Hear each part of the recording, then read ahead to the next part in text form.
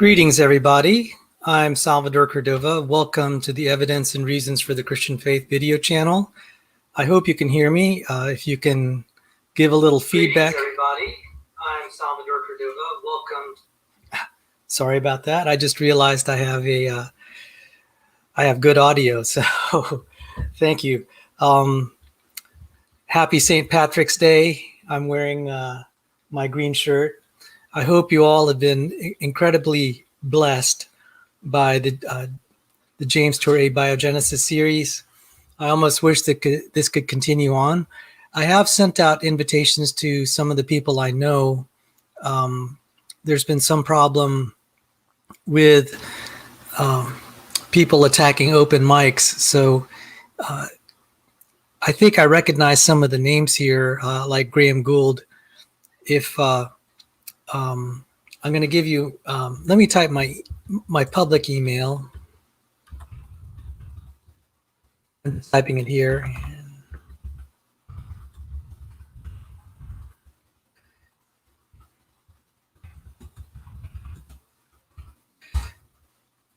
I just typed in my public email in the chat. If you send me an email, as soon as I can process it, I can try to send you a link. That's just so I'm trying to develop a private list. I don't believe I have Jamie Russell's or Graham Gould's email. So, gentlemen, if you send me an email, then I will try to send you. What had happened last night, which was really scary, was someone impersonated Andrew Kaufman. They used his picture, and he came. The imposter appeared on another channel and was let through because it looked like the real Andrew Kaufman, and it was just an attempt to vandalize the channel. So with that said, I don't have, in a way, I'm sort of glad that Dr. Tour just kind of gave a review, because I'm always a little bit taken off balance when he introduces something so totally new that I'm not aware of it. Argatha, I believe that I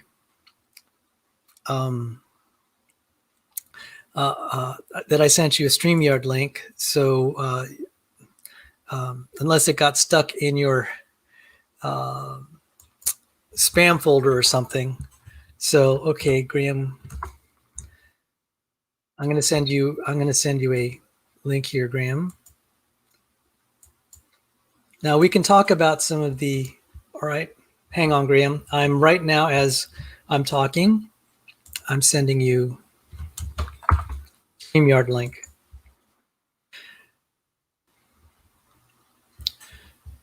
So let me try to just give a little introduction to the channel here. And then I'll talk about Dr. Tour's series.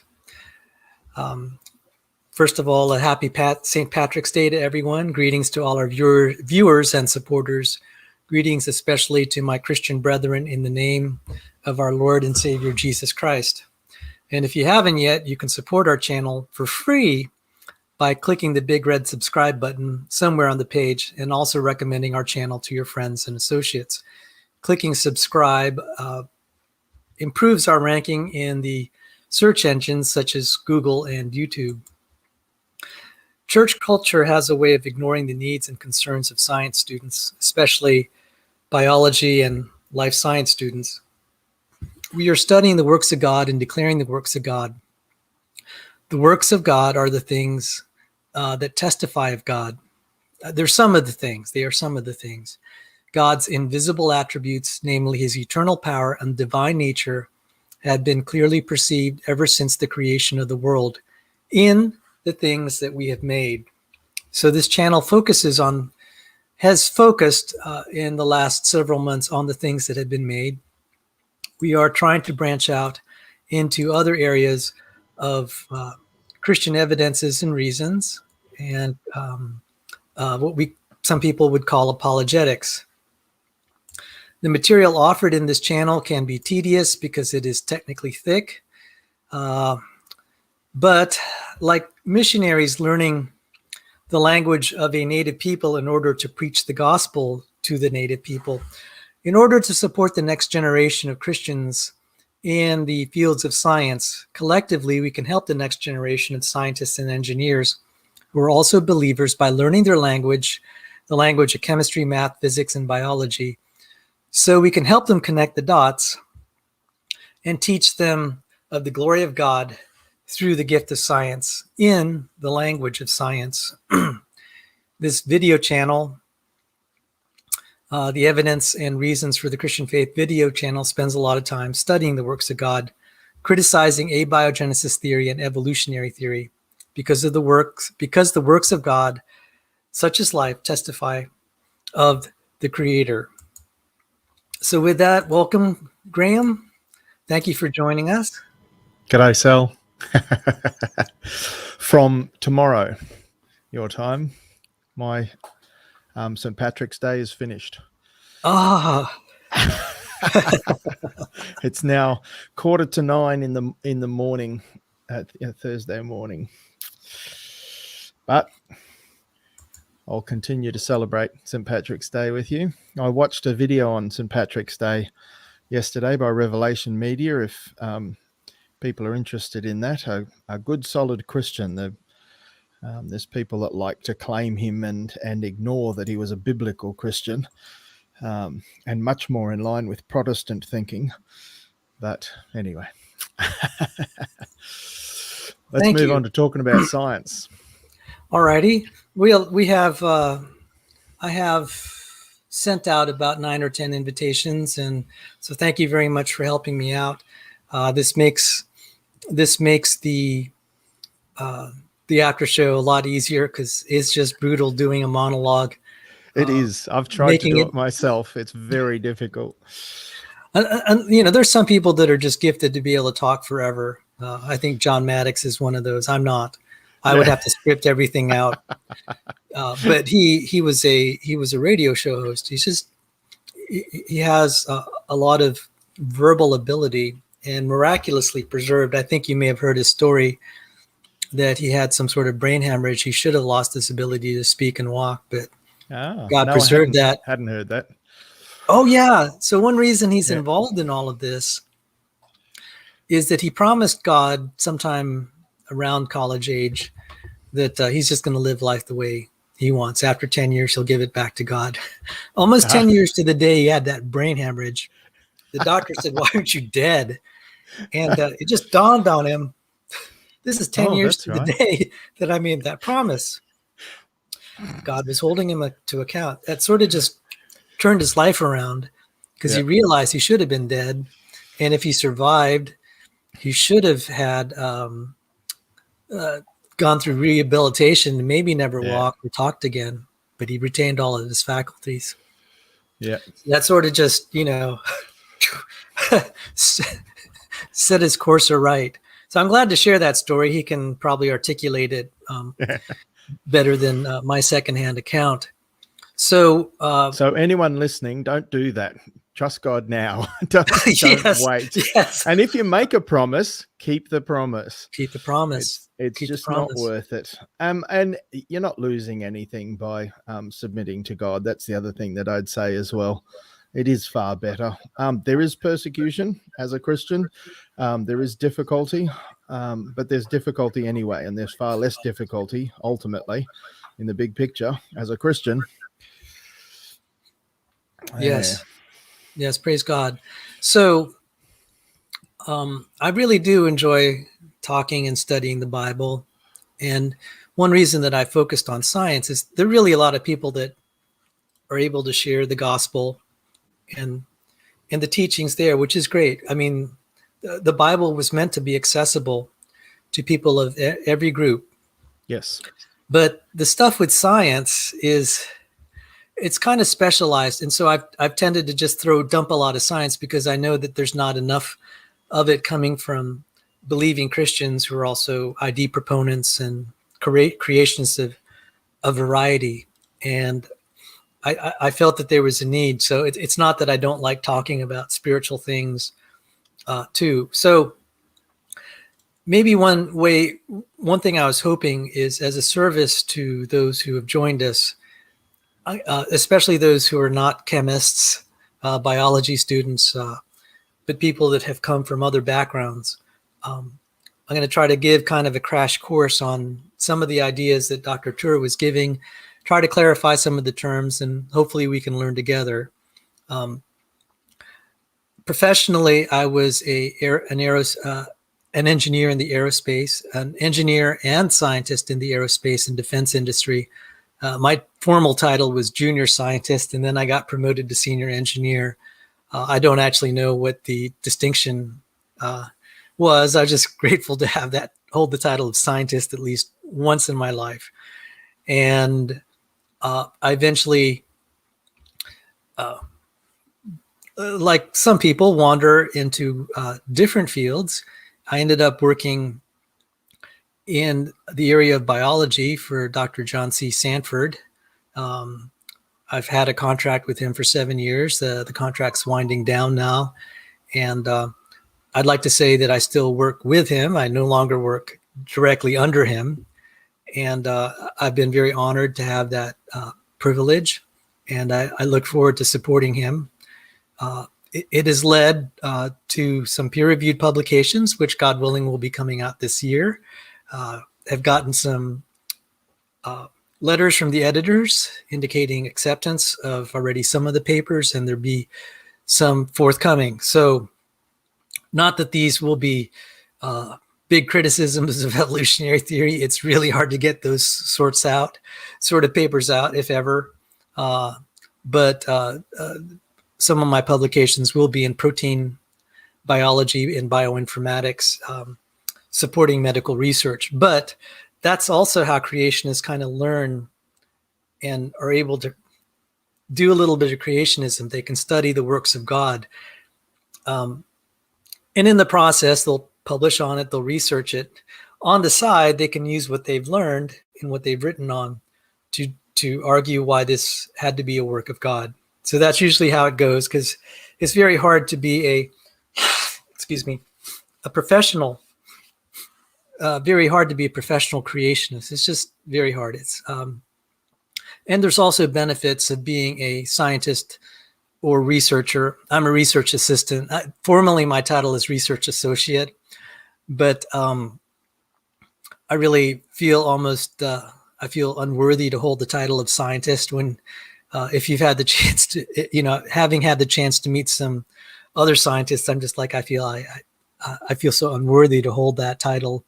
There's some very impressive people that the Lord has given me the privilege of associating with. So anyway, I'm a research assistant, research associate, and my specialty is in molecular biophysics. So how is it that I came from the aerospace and defense industry into biology?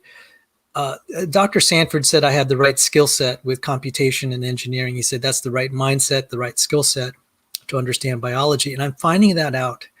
I'm finding that out to be the case. Many research teams seek out engineers because it's the right mindset and it is the right skill set. People with an engineering background have to study physics because engineering is applied physics. And so some of the big developments in the understanding of biology is in the field of what they call biophysics.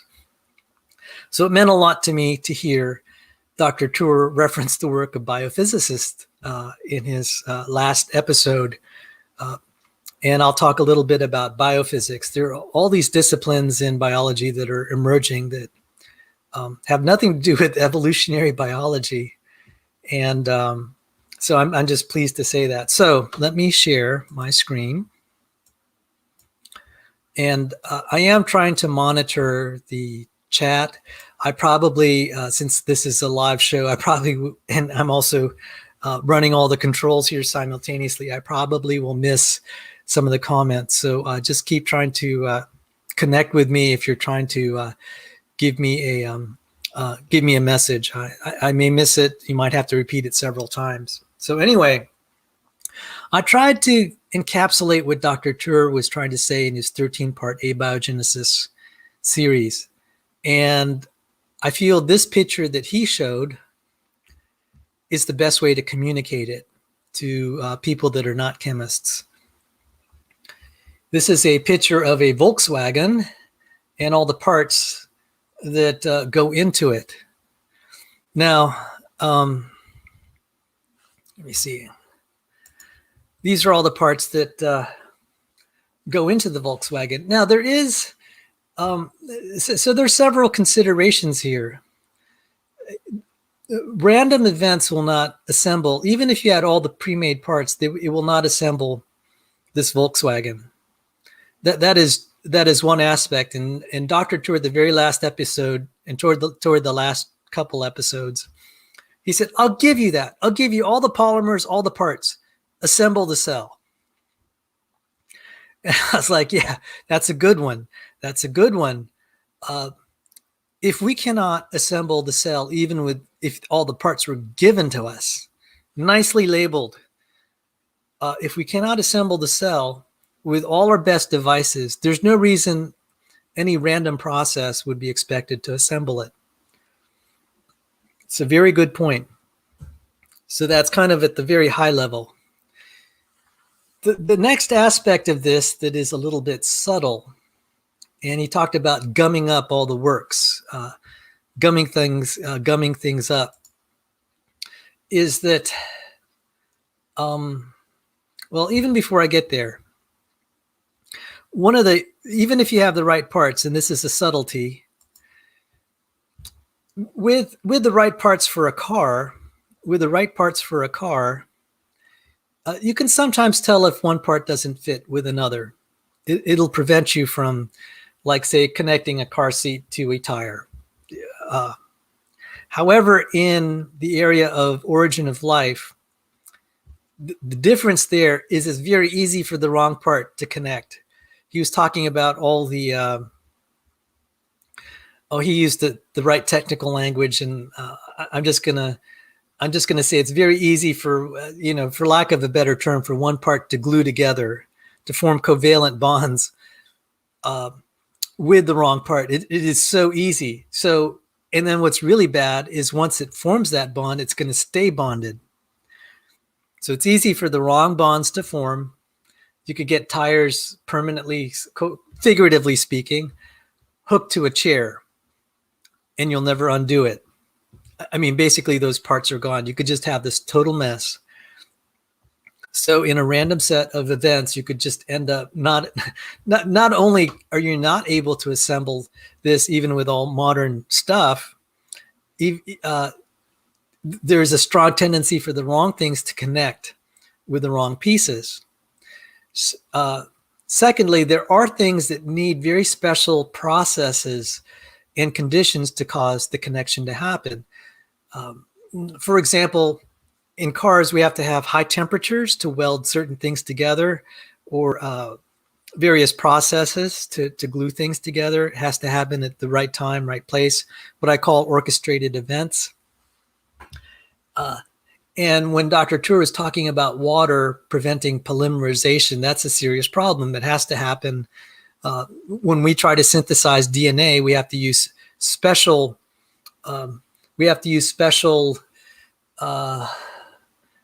a dry synthesis and specialized chemicals, modified nucleotides, and then what he called the blocking and unblocking. It's very much like a factory process where you have an orchestrated set of events, a recipe that has to happen in very exact sequences so the part can be fused together. Otherwise you have a mess.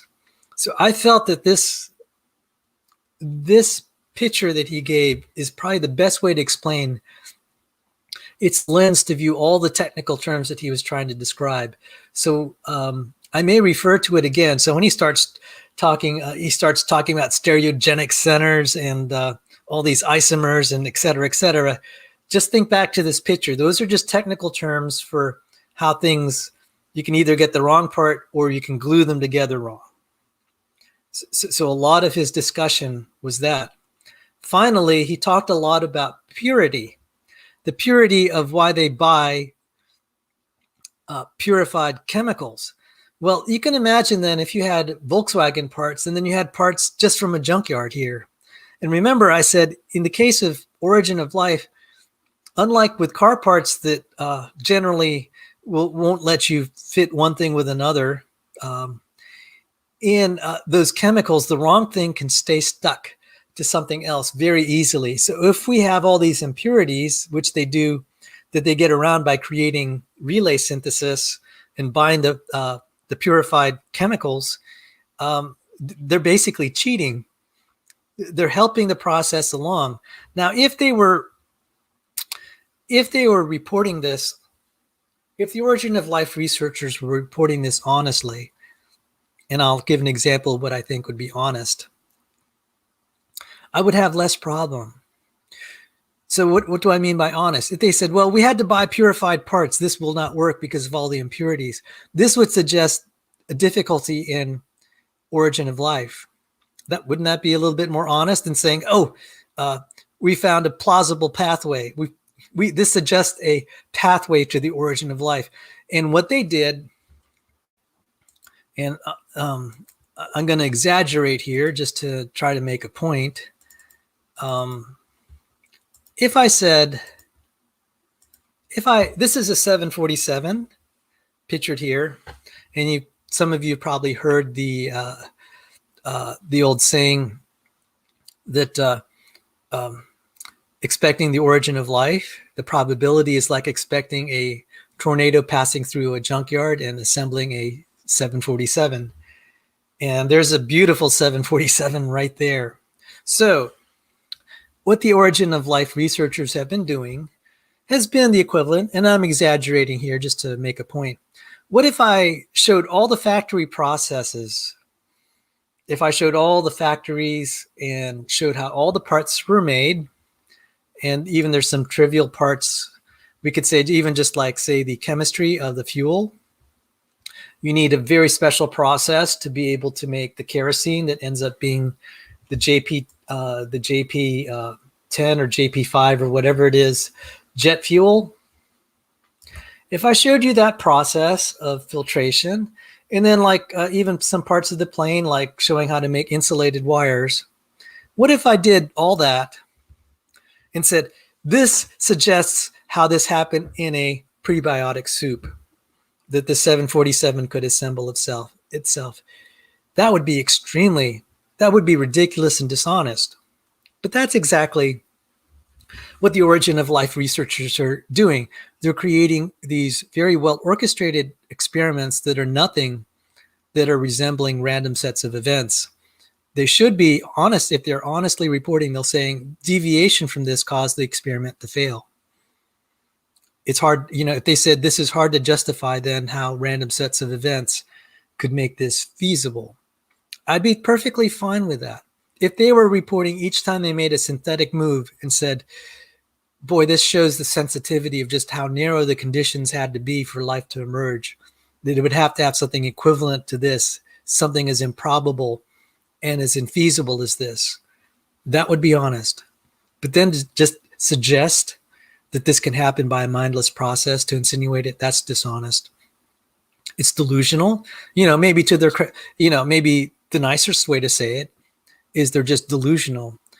I'm reluctant to just call it outright fraud, but it really does look pretty bad on them. And so the term over the last 4 years that came up is fake news. And then just like, yeah, this is fake science. This is fake science. So Graham, if you had any thoughts? Yeah, you've hit the nail on the head there. That's the only two possibilities, delusion or fraud. It's astounding. And yeah, it gets presented. But, we know there's a spiritual element to this. Romans 1, John 3:19 to 21, and numerous other parts. Those who do not believe are walking in darkness. They can't see. They are intellectually blind, spiritually blind, morally blind. And it's a deliberate choice that they've made to turn away from God into, well, essentially anything but. And then 2 Corinthians 4:4 tells us that the God of this world has blinded the minds of those who do not believe. And even Romans 1 tells us that if people go far enough, God will give them over to a depraved mind. So there's no problem for them to lie, be deceitful. And we see it all the time, but it is possible that they're deluded themselves.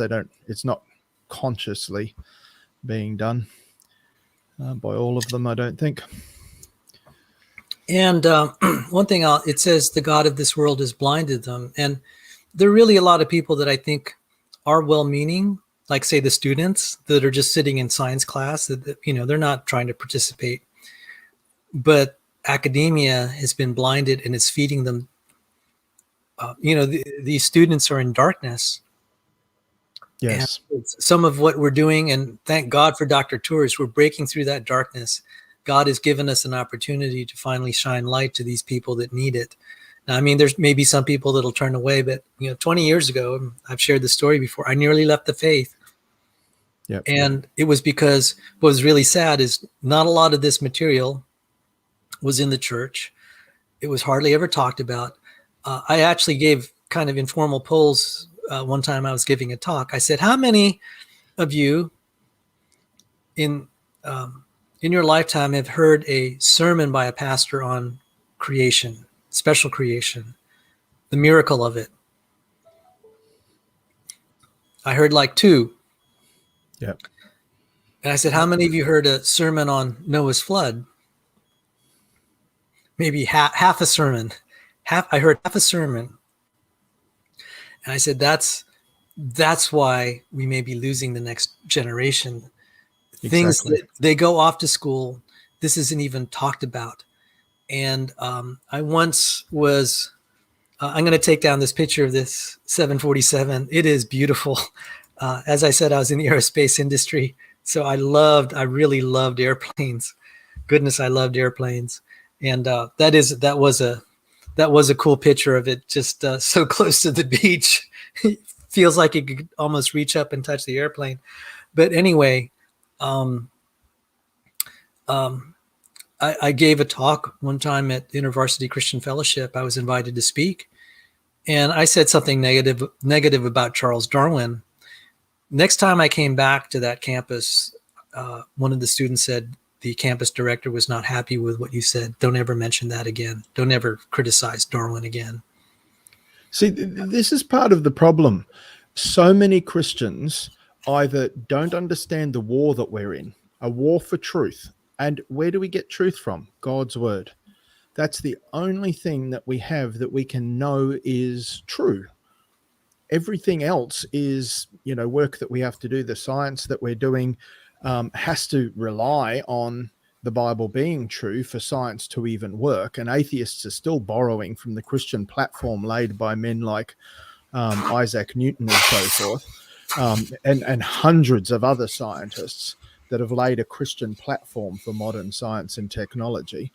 But Christians don't understand. We're giving that back to the world, and they're slowly destroying it all and taking everything off us. Our faith is not simply in Jesus Christ having come to this earth and died for us. What does that mean if God can't get it right in the first 11 chapters of the Bible and the other places where he talks about origins, and we go, we don't really know what he means.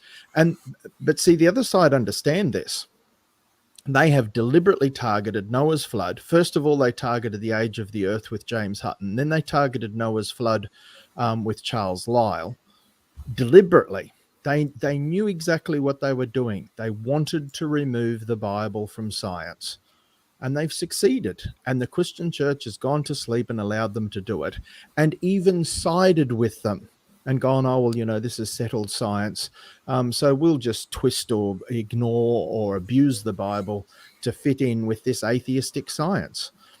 And people can say, oh, there's Christians that believe it. Yeah, but the science that is occurring, this science in inverted commas of origins, is atheistic. It has an atheistic framework. It is not the God of the Bible. And the church is asleep and not recognizing it, and has been for 100, 200 or so years. Yeah. And I have some thought. I mean, there are challenges with science. What's up, Sal? Well, we were just doing an after show for James' tour. Okay. My wife's right there. She says hello. Hi, Mrs. Pigeon. God bless you. He says, God bless. So we were just covering kind of, for lack of a better word, how to dumb down what James Tour was saying. And I was relating. I don't know how much of this show you caught. I was watching Cornerstone. They had Dr. Ed Henson, who's written several books on Revelation, was going over some passages in Revelation and to the markers that are going on right now in the secular world right now with respect to the rapture, etc. So really interesting. So because Revelation is just such a hard thing to teach, but he's from Liberty, has his own website and lectures on it. So interesting markers, I will tell you. So, but no, I did not catch Dr. Tor's lecture. So I'm all ears here, brother. All right, I'll just give a brief rundown, and it'll also, hopefully it will also refresh any of the viewers that have joined recently, since I could see that more people have joined, thank God. Praise God for that. So I said probably the way to encapsulate what Dr. Tur was saying was actually a picture that he himself tried to describe what was going on. This is a picture of a Volkswagen with all its parts laid out, and you can assemble a Volkswagen. And the process of making a Volkswagen all the way up to assembly actually parallels the problems with a cell.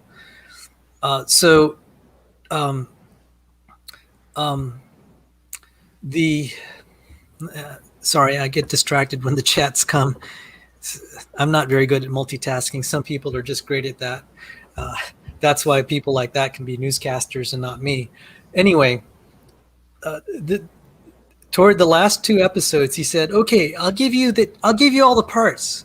Just see if you can assemble a living cell. You'll get the Nobel Prize. I'll give you all the lipids, all the DNAs, RNAs, the carbohydrates, the proteins. You assemble the cell from scratch. You have all the parts, and now you assemble it." And he said that is one of the problems. Now, there is a difference. With the car parts, you can sort of tell, like, say, for example, the example I used was you can't really connect the tire to the seats because it doesn't connect.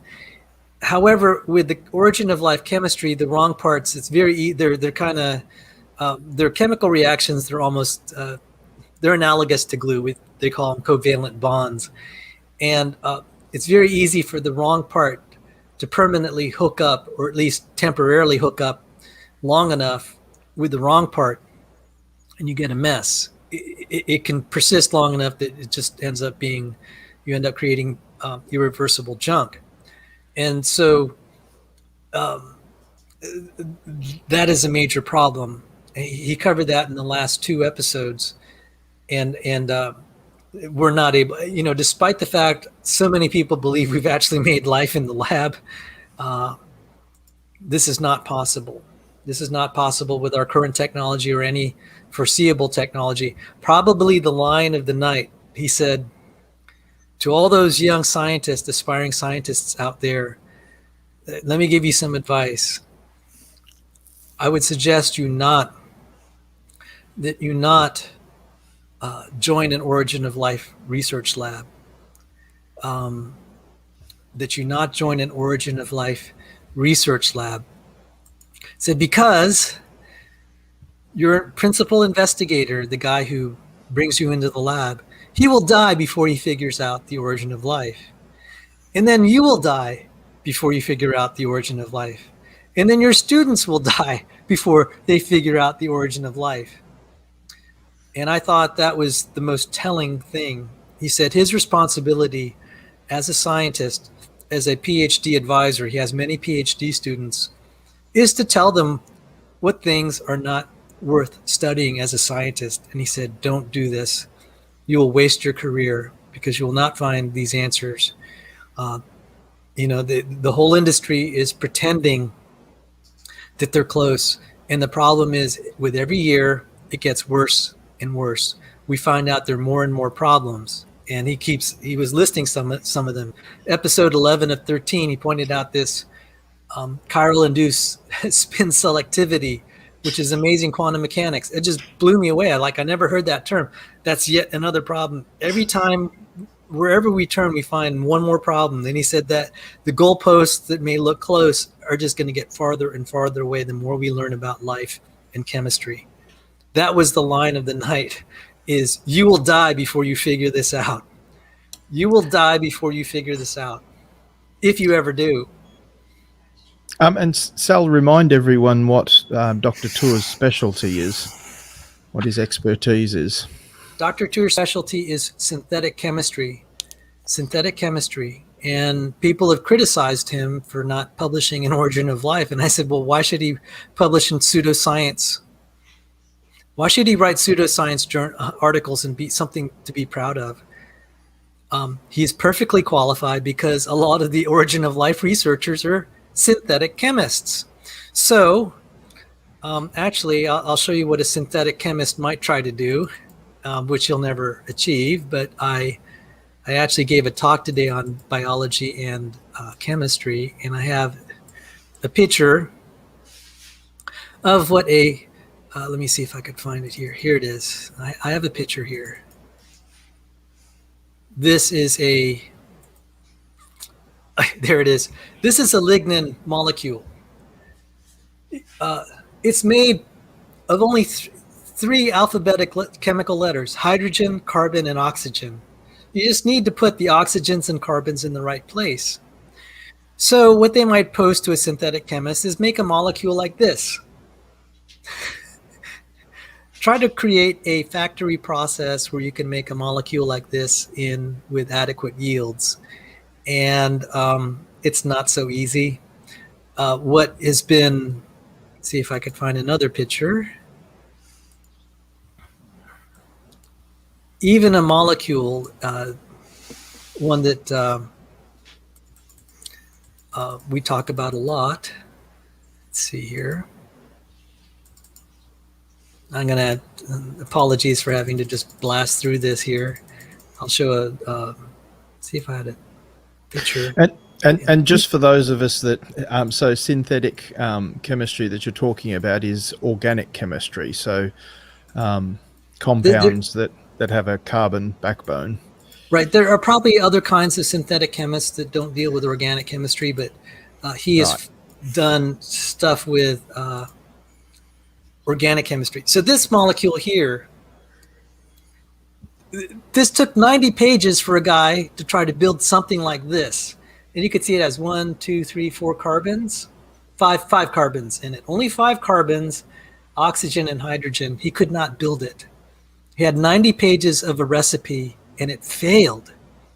90 pages, and he got partially through the process, and he couldn't synthesize it.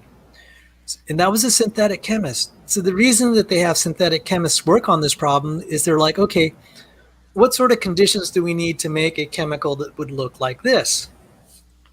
So so that's what a synthetic chemist does. And Dr. Tour has made something like nanocars, but then probably the most interesting thing is he built chemical systems, nano systems to help spinal patients that had nerves severed, and it's going to help reconnect their nerves. I don't know all the technology, and I may be misstating the important details.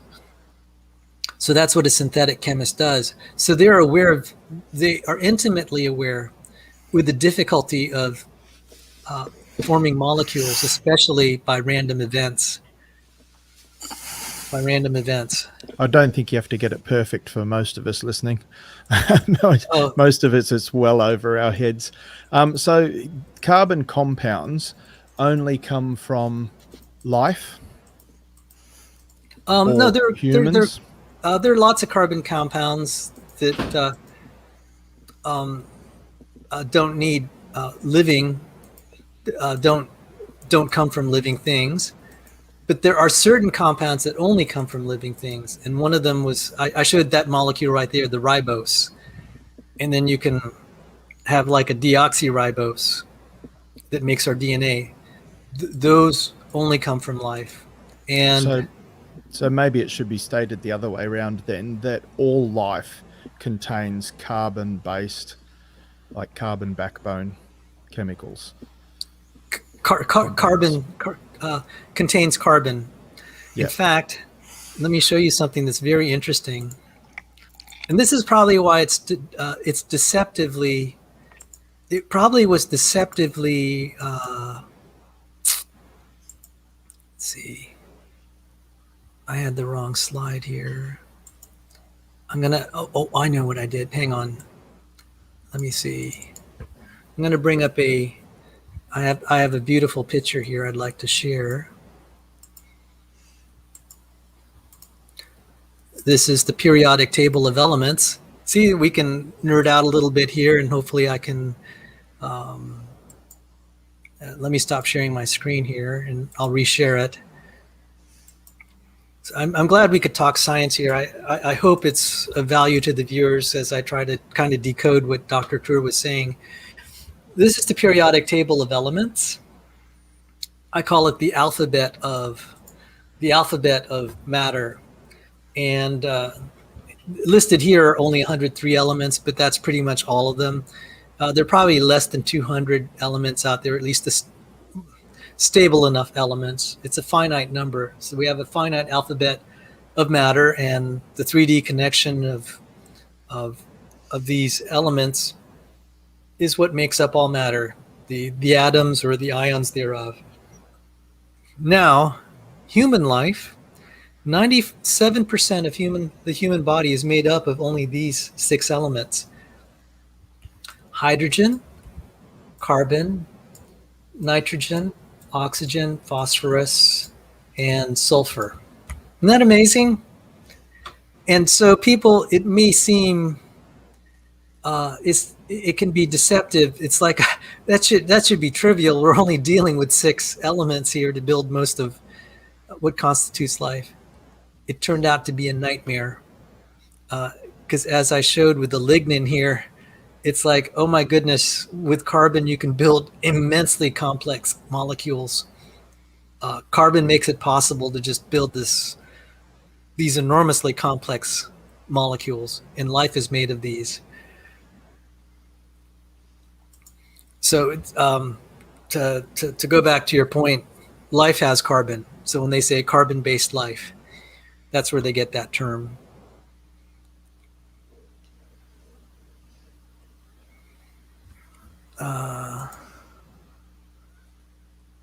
There's 118. Which chart was that? There's 118 on that chart. Oh, okay. That was probably the periodic table. Thank you. Thank you. So going back to the problem of the origin of life, let's see.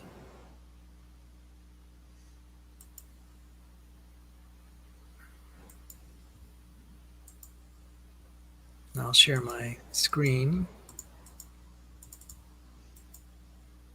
I said the whole thing is, one way again to visualize it is just getting all the parts. Now the amazing thing about life is, as I pointed out, so many of the parts of life are just made with those 6 elements, particularly hydrogen, oxygen, carbon, and nitrogen. Yes, we have this phosphorus and sulfur, but a lot is with those first 4 that I just mentioned. But then we round it out with the other 2, phosphorus and sulfur. But with that, you make all the parts. And then I said the problem is you can get the parts to misconnect even if you had all the right parts. But the other problem that Dr. Kruer pointed out is that in an origin of life scenario, you have for every 1 right part, you have maybe thousands of the wrong parts. And he used the word, it'll gum up the system, meaning if you have the wrong parts there, they're just going to glue together to the right part, and it's there goes your possibility of building what you need. And I mean, we kind of understand what happens if you put the wrong fuel into your gas tank, and some people have done that, and it'll gum up the engine. Or if you put an impurity, you get enough of the impurity, it doesn't work. And life is assembled in a way that shows a lot of purification and very carefully put together steps. So that's mostly kind of the overview. If anyone wanted to talk about specifically the chemistry, we can, or we can just talk about something else as a break. Talk about other things while I look at another chemical thing. There was a question earlier, I don't know if you saw it, Sal, sorry, I was away from the keyboard for a second there, about why you're a young earth creationist. I don't know if you want to answer that. Oh, yeah, briefly. I was an old earth creationist most of my life, and I was at the point, I said, if the scientific evidence, if observation, I wouldn't use the word scientific, I'd say if my best understanding of our measurements, our observations and experiments suggest the earth is young, then I said, oh, I still would love to believe in Jesus, but maybe the book of Genesis is just going to be mysterious, and I'm not going to be able to reconcile the literal reading. And so I said, Lord, so most of my Christian life, I was an old earth creationist, and I never had any problem with it. Until I began to think about it more. So what changed? I actually began to read what I considered good creation science literature. Walter Brown. He didn't argue from the Bible or its authority, which I actually appreciated. Jesus said in John 10:38, if you don't believe my words, believe the works, which I found very compelling. Because there are a lot of people that are on the sideline that would like to believe the words of Jesus, and they can't. Jesus gives a recipe. He said, okay, if you can't accept the authority of the word, this is what you do. This is what you do, which is really kind of scary. That's one of the things about apologetics. You sometimes will appeal to things outside of the Bible to prove the Bible, and it makes some people uncomfortable with that approach. But anyway, I had just, in 2000, I'd finished my third science degree, 2001, and it was a mathematics degree with a minor in physics. And I began looking at that, and my jaw began to drop. I said, none of the old fossil record stuff, none of the evolution of the solar system stuff made sense. I said, maybe we haven't proven a young Earth, but this really doesn't look good for all the claims of the scientific enterprise suggesting they've solved this. And that was the beginning. I then went off to graduate school at Johns Hopkins University because I was interested in the radiometric dating and distant starlight problem. I remember sitting in graduate school, and the professor was saying, hey, we have this problem in the Big Bang cosmology. We solve it by this inflation model where galactic amounts of matter are pushed around at thousands, if not millions of times the speed of light. I just about fell out of my chair. I said, so it's perfectly legitimate in mainstream to concoct a theory where you violate the speed of light by millions of factors. But then when the creationist invokes some mechanism, you call it crank science. I said, now the playing field is level. And by the way, I could get in trouble for saying this, but I might as well. I studied, God bless him. I do pray for my professor of physics. He got me through graduate school at Johns Hopkins. And I believe he's an atheist and anti-ID proponent. He was Richard Dawkins' drinking pal in Oxford in the 80s. And the way I found out, one day at general relativity class, he said, I'm leaving class early. You all are welcome to come join me at University of Maryland because a very important talk is happening. Richard Dawkins is going to be there. So I asked him about Dawkins. He said, oh yeah, we used to hang out in the pubs together. I'm like, oh my goodness. It was that professor that taught me cosmology too. And he taught me that. And So thank you, FS, for asking me those questions. And then when I took solid state physics, I was looking at radiometric dating, and I wasn't doing too good in that class. I said, I have to really gamble here. I'm going to just pick an outrageous topic. I said, are there, the topic I picked was chemical and electrical means of changing nuclear structure, which means you can change the ratios of daughter products and also the radioisotopes. And I said, I just spent 2 days in the Hopkins library and then doing searches of my own. And I couldn't believe all the experiments that I found that showed we could change nuclear structure with chemical and electrical means. And I thought the professor was going to take my head off. He said that was the topic of the night. And I said, so, we haven't, to my satisfaction, we haven't proven young Earth as conclusively as we've proven the miraculous origin of life. I think abiogenesis, we're just nailing that. The young Earth case is still difficult, but I said, you know what, God, you've made this gap. You've leveled the playing field. It makes it possible now to believe in young Earth, because the other side is invoking stuff that's even more outrageous than what young Earth creationists are invoking. So that's how I personally accepted it. The thing that probably did a lot was also there's evidence that the biological systems are young. Even evolutionary biologists have said, one of them, Kondrashov, who worked at the NIH, said, why aren't we dead 100 times over? Why aren't we dead 100 times over? Our genomes are deteriorating so fast that humanity should not be alive. And of course, the one solution that the mainstream will not accept is maybe humanity is young. So when I teach creationism, I say, okay, guys, let's just take it from the facts. I said, whatever your theological beliefs are, we're just going to approach this from whatever facts we have in hand. Now, the facts we have in hand may be incomplete. But from where we are today, we can make a good case that humanity is young because we should be dead by now. Even the evolutionary biologists are saying that. So one model that is put forward, and it is not the model I believe, but I said this is just from a pedagogical, educational perspective, is let's just assume the universe is old, the Earth is old, but let's think about life being young and the fossil record being young. The facts support the youth of the fossil record and the youth of life pretty good. You can make a good case for that. Now, there are some theological traditions like the Seventh-day Adventists. I don't know all the nuances, but I think their model is close to that, where life is young, the fossil record is young. They may have some question about the age of the universe and the Earth, but it's not their main focus.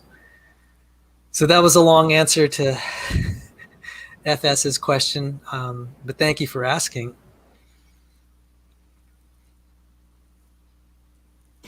Yeah, good. I don't have a comment at the moment.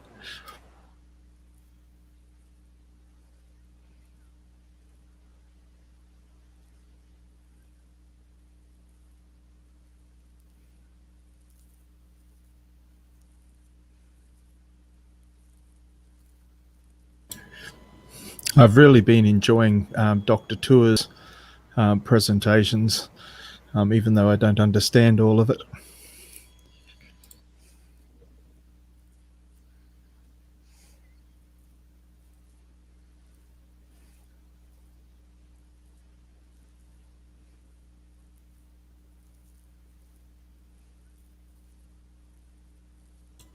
Were you wanting to answer that question, Sal?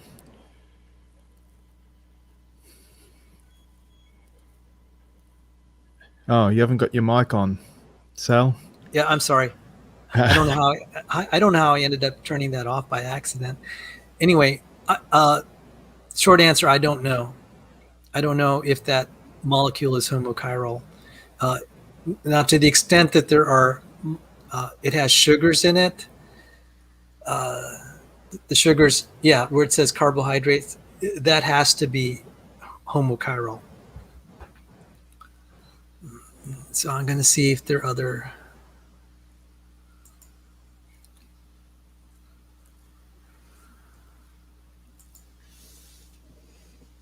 We are made of the dust of the earth. Glory to God. Okay. So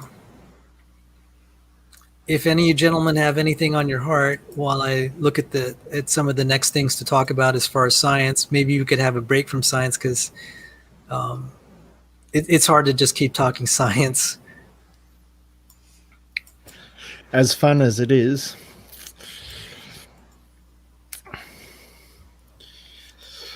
it's interesting. You mentioned earlier the tornado going through the junkyard and a 747 getting assembled from that. In so many ways, that's an apt analogy. And I think was it Crick that made that comment? That No, it was Fred Hoyle, who was an atheist. Hoyle. That's which right, is Hoyle. Amazing. Yes. He had enough scientific integrity to tell it like it is. Wasn't he one of the thinkers behind panspermia? Yes, both he and Crick. Different versions of it. Different versions of it. They saw the impossibility of life coming about by natural processes on Earth, so it must have come from outer space. So close. Yes, it did. It did come from outer space. It came from outside our universe, in fact. An infinitely intelligent and powerful designer. But no, let's just push it off to another planet. Well, that doesn't solve anything. If it's impossible on Earth, why would it be impossible on another planet in our universe? Incredible. But, this is the spiritual blindness that we have to deal with. They've rejected the idea of God, so they'll believe anything else.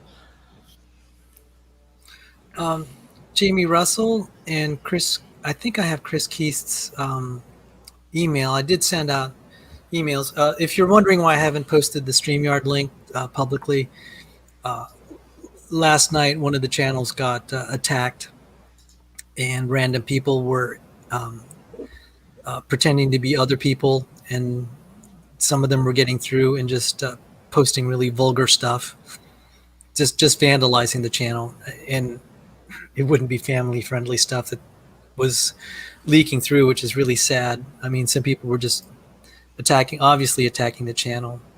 So I'm going to type my public email again. I don't think I have your email, Jamie. I'd like to have you on my list of the pool for Aftershow and quote unquote open mics. They're quasi open mics. So I'm going to type my email again. You can shoot me an email. I'd appreciate it. And while you're doing that, so Sandy's given you a link to a video in the private chat. William Lane Craig Destroys Atheists is the title to it. It goes for 30 minutes, but he's posted to a particular timestamp. Yeah, hey, Sal, if you want, there's a short video. If you go to 1820 in that YouTube, it's an interesting discussion between Peter Atkins and William Lane Craig just on the non-viability of science to explain everything. It lasts about 2 or 3 minutes. It's pretty good. Oh, thank you. Yeah, and there's another piece of that clip that's before that is actually Peter Singer's wife, Rebecca Goldstein, trying to talk down William Lane Craig, and Craig comes back with a quote right out of Peter Singer's book, which was hilarious, that basically denied her accusations of science or the mind being able to explain everything. But if you go to that 1820 mark in that thing, it's pretty good. I think it'd be very worthwhile for people to hear. Yes, and I wanted to say for the viewers here that may or may not know Sandy, he's I'd like to first of all just tell people I thank Sandy for his service as a Navy SEAL, and the Lord led him to Christianity not too long ago, and he got his doctorate in Christian education or ministry education. What was the formal title? Doctor of Educational Ministry and Applied Apologetics. There's a mouthful. Doctor of Educational Ministry in Applied Apologetics. In Applied Apologetics. There you go. Yeah. I'm sorry I messed that up.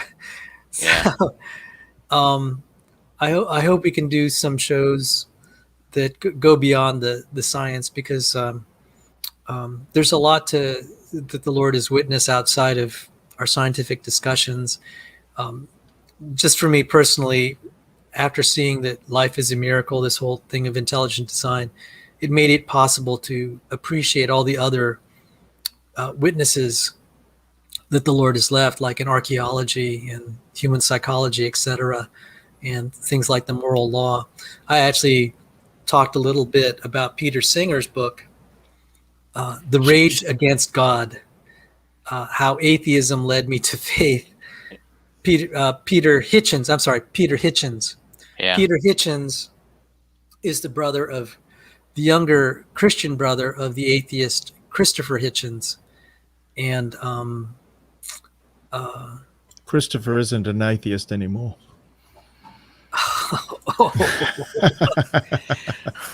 Either that or he's got 10 million sunblock on. Who knows?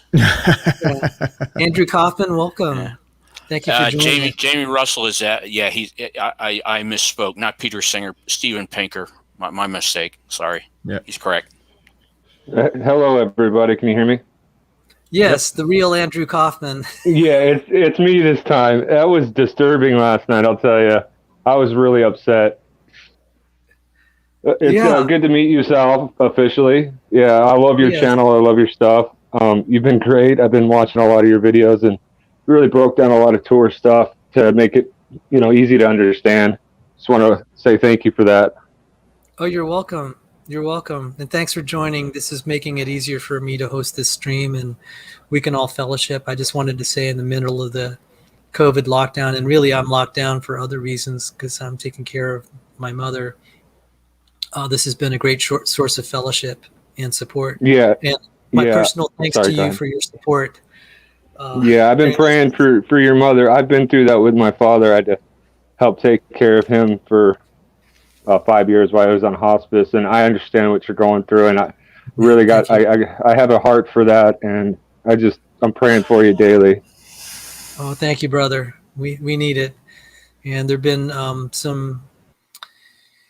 I just turn on the news every day, and I'm just like, oh Lord, how soon before civilization breaks down? What's going on is just very frightening, and so we need to support each other. But right when it's darkest, the light is shining. There's more evidence available to us in the 21st century, more evidence of the Christian faith than at any other time in history that I'm aware of anyway, since the age of the apostles. That's such a good point. At the same time as it being scary, what we see happening and where things are headed, it's going to get much worse. It's also extremely exciting. It reminds me of the saying that the darker it is, the brighter a candle can shine. We may not feel like we have much light, but the darker it gets, the brighter our light can be. Amen.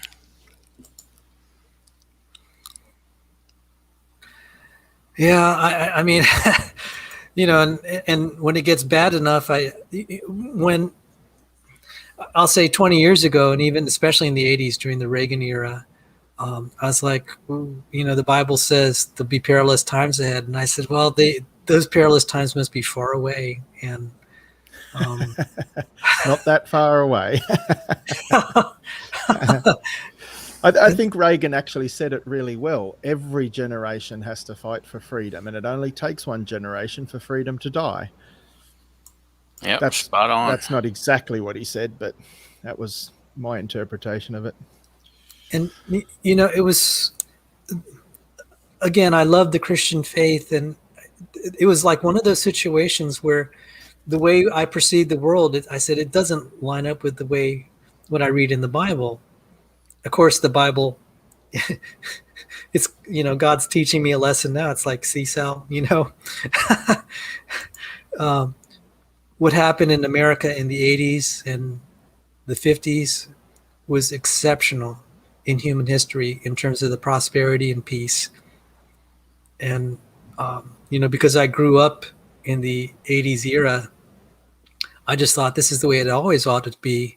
It always ought to be, and it should be. And people ought to come to their senses and preserve it. And, well, we see where it's gone. No. Human beings are stupid and evil. Yeah. See, I was born in the 80s, and I caught the end of that, and it's just changed so quickly in my lifetime. It's gotten worse and worse. It seems like I keep thinking about the analogy of the woman travailing in birth. Like the contractions, how they get worse and worse and worse, and things seem to be accelerating at an exponential rate right now. And it's if you look back in history, it's just, I mean, every generation thinks that this is the end times. That's something that history shows us, but it just, I don't know. It's one of those things that I've noticed that it has gotten worse, especially if you study history. Well, yeah. See, like my example, it's releasing all these criminals out of prison. And like, what are you guys doing? I mean, don't you have families? Aren't you concerned? And finally, even some of the guys in the Democratic Party are starting to say, this is really not good. You're just letting these guys go with these huge rap sheets. Why aren't you detaining them? They're going to go out there and terrorize the population. I said, what's with you guys? And I realized, the Lord is just kind of letting society go a little bit, because collectively they've turned their back on him. And they keep trying to create their own utopia without them. And a Christian theme is salvation only comes from the Lord. And it says it's God. It says in Deuteronomy, it's God who gives the power to attain wealth. And this whole thing of let's just do it ourselves, they come up with something stupid like just letting these criminals roam free. Huge rap sheets, guys with warrants for their arrest. I'm just like, what are these law enforcement, like not law enforcement, but like the local officials, the district attorneys, what are they doing just letting these guys run free? It's like, don't you care? Don't you care that these guys are robbing, stealing, and raping? Sorry. Part of it is with the COVID. Most of the courts have been shut down for so long. And when they finally open, they've got backlogs that are insane. They got a lot of what they're doing is letting, some of the offenders go because they just don't have the manpower to prosecute. But yeah, again, they are also releasing a lot of hardened criminals back into society. And you're right, it's just going to cause more and more problems with society. Yeah, and there's a technological component here, and it's very It makes me nervous, and I have to pray and be comforted. It's really interesting what Jesus said. Don't be anxious. One of the first remedies, he said, consider the lilies of the valley, how they grow. They neither toil nor spin. But I tell you, Solomon in all his glory was not arrayed as one of these. I'm just like, that's kind of an interesting thing. But now in the 21st century, we understand molecular biology and chemistry. We see that verse has meaning like it never had. We see the glory of God. And so I'm comforted to study intelligent design and creation, because the technology component is disturbing. We can have Islamic terrorist states. We can have rogue states like North Korea with ever increasingly powerful weapons. And they could just, some of these guys could have a crazy day and they just decide to push a button. And start World War III. Yeah. War. Yeah. And someone had pointed out our economies are so integrated. If a bomb went off in a major financial center, it would cause such a run on money. And I'm like, how long can we continue as a civilization where you only need a few bad apples with nuclear weapons or bioterror weapons? And COVID may have been a leaked out bioterror weapon. We don't know. My own feeling is I'm surprised more hasn't leaked out of the labs. because I'm pretty sure countries are working on stuff like that, and their controls are not very good. And so I'm just echoing your point, Andrew, that it is bad and it can be multiplied now because technology can multiply it. We could have great amounts of terror happening. Careful, Sal, your tinfoil hat's starting to show. Yeah. Yeah, I feel conspiratorial a lot about this. But, conspiracies do happen. And when you start talking about them, yeah, people tend to shut down. But, yeah, I try to be careful about how I approach it because, a lot of people they just shut down as soon as they start hearing this stuff. They don't want to hear it, for one, because it's scary. But for two, it's just, those people who are conspiracy minded or are watching for conspiracies, they just, they're thrown into the same category as tinfoil hat wearing nut jobs. And I try to be careful with that. Well, if not the bioterror, the nuclear terror, I think is very serious. I mean, Iran says they really want to do their nuclear program purely for peaceful purposes. I'm just like, well, I don't know how long. I mean, that's what the North Koreans said. And who knows who else is trying to build nuclear weapons. Okay, just in the sake of full disclosure, when I was in 6th grade, I really wanted to build an atomic bomb. I thought that would be so cool. Wow, that's awesome. And I tried to get all the material I could. I said, how do I build one of these things? I just, because I was fascinated with explosives. And actually, I was sent to the hospital at age 16 because one of my rockets exploded. I got shrapnel in my chest. I was hospitalized for 2 days because they had to do a shrapnel extraction. So, I mean, that's a little bit about me. That's the little mischievous side. Oh, I love that. That's awesome, Sal. Yeah, that's great. Sal, can you throw up Chris Keith's comment? Matthew 6:24. And let's start with Matthew. I think you mentioned verses before that earlier, but Matthew 6:23, seek first the kingdom of God and his righteousness, and all these things will be added unto you, in the context of worrying about what to wear and what to eat, and will God look after us? Yes, he looks after the sparrows, he looks after the lilies, as Sal mentioned in that passage. So just trust him.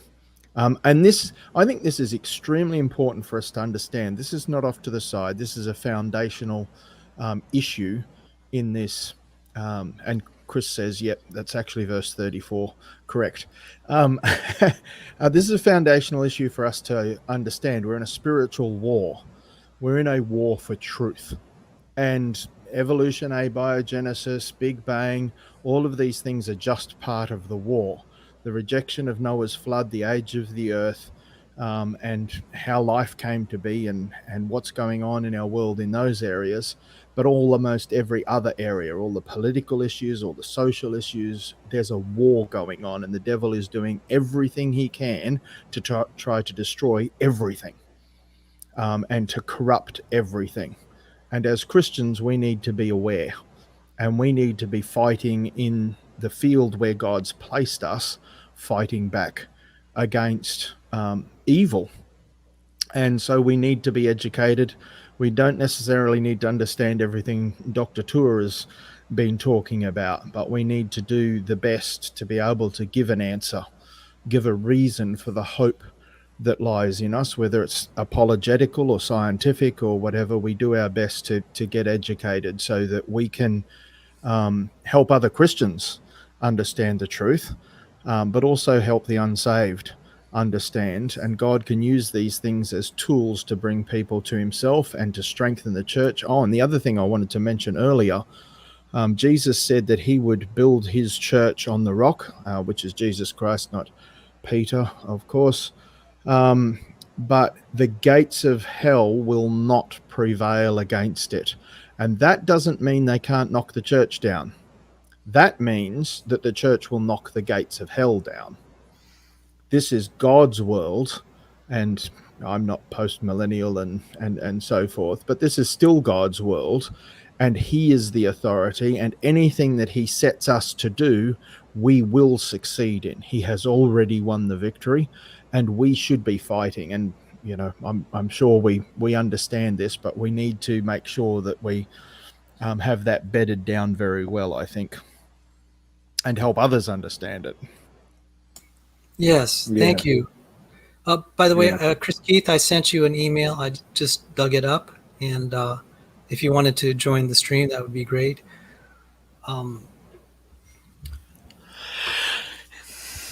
Gentlemen, if Yeah, you have any thoughts. Yeah, I was it's funny that Andrew was bringing that up, and I just went back to Isaiah 37:38, where the Assyrians have surrounded Jerusalem, 185,000 soldiers, 9,000 more than the authorized strength of the U.S. Marine Corps, and so Isaiah tells Hezekiah to appeal to God.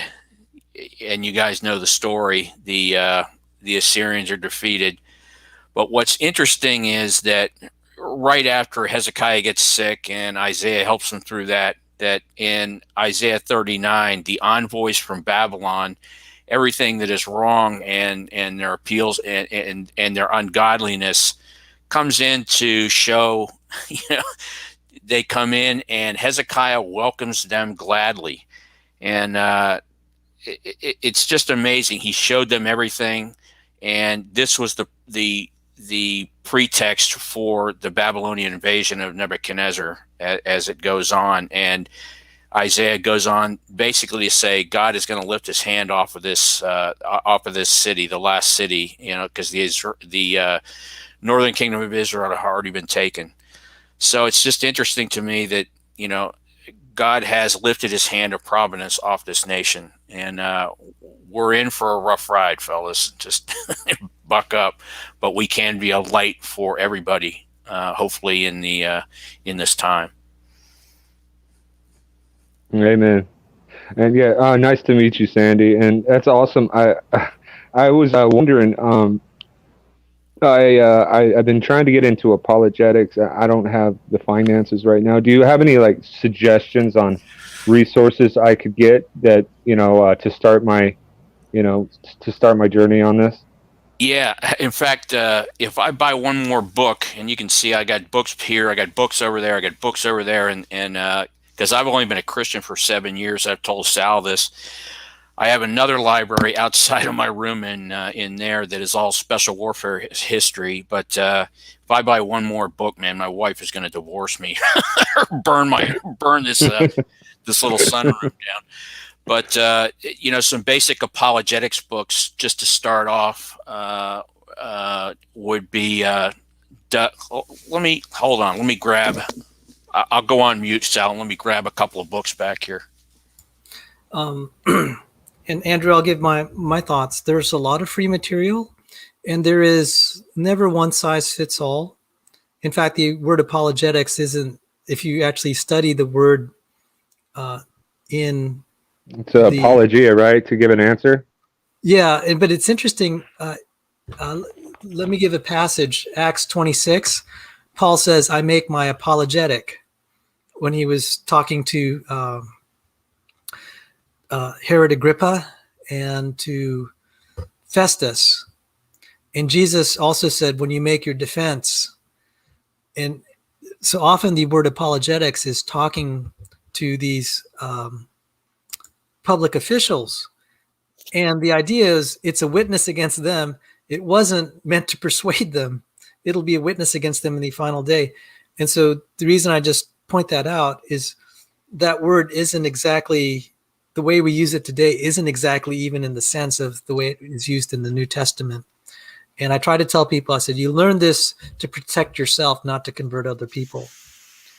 And so with that said, there's no one size fits all, because the way that Paul talked in Acts 17 to make a case for the Christian faith was very different than the way Peter argued for the Christian faith in Acts chapter 2, verse 22. So it depends on where your likes and desires are. I think that where a person feels the need most in his personal life is where to start. For me, it was science. Then the next problem was the problem of evil. So I'm just throwing that out there. If you maybe you could tell me where your interests are, and we can go from there. Well, my interests are all over the place. I love science. I love. I guess I'm presuppositional. I think that they call that, where I believe the Bible is first. But I also like evidential stuff. And I have personally, I have some really smart family members, my nephews especially, and they're up on science, and they're way smarter than me. But what I found really great is when I found this community, and y'all directed me to like people like James Tour. I love having that in my arsenal, like where I don't have the answers for that, but hey, look at this. I mean, I love the community you guys are building with some guys are talking about informational science as relating to genes, and others are talking about genetics in general and how that shows, like genetic bottlenecks. And I mean, it's been really great for me to find you guys. I don't know. My interest is all over the place. I personally think J. Warner Wallace, he was a famous murder detective, nationally renowned. He had been an atheist. He became a Christian. And so he has a website, Cold Case Christianity. That's kind of a very general apologetics website. And the nice thing that I like what he said we need to stop using the word apologetics. It has in the English language, it has a negative connotation. That's actually why I don't use that word very much. I use evidence and reasons. And so his Cold Case Christianity website, I think it's a free resource. Great videos. Very well done. That's my like personal favorite. And before his fall from grace, Ravi Zacharias' stuff was also good because it had a lot of personal anecdotes of people that got converted. So one apologetic that means a lot to me is just reading the lives of people that got that became Christians, especially the ones you would least expect.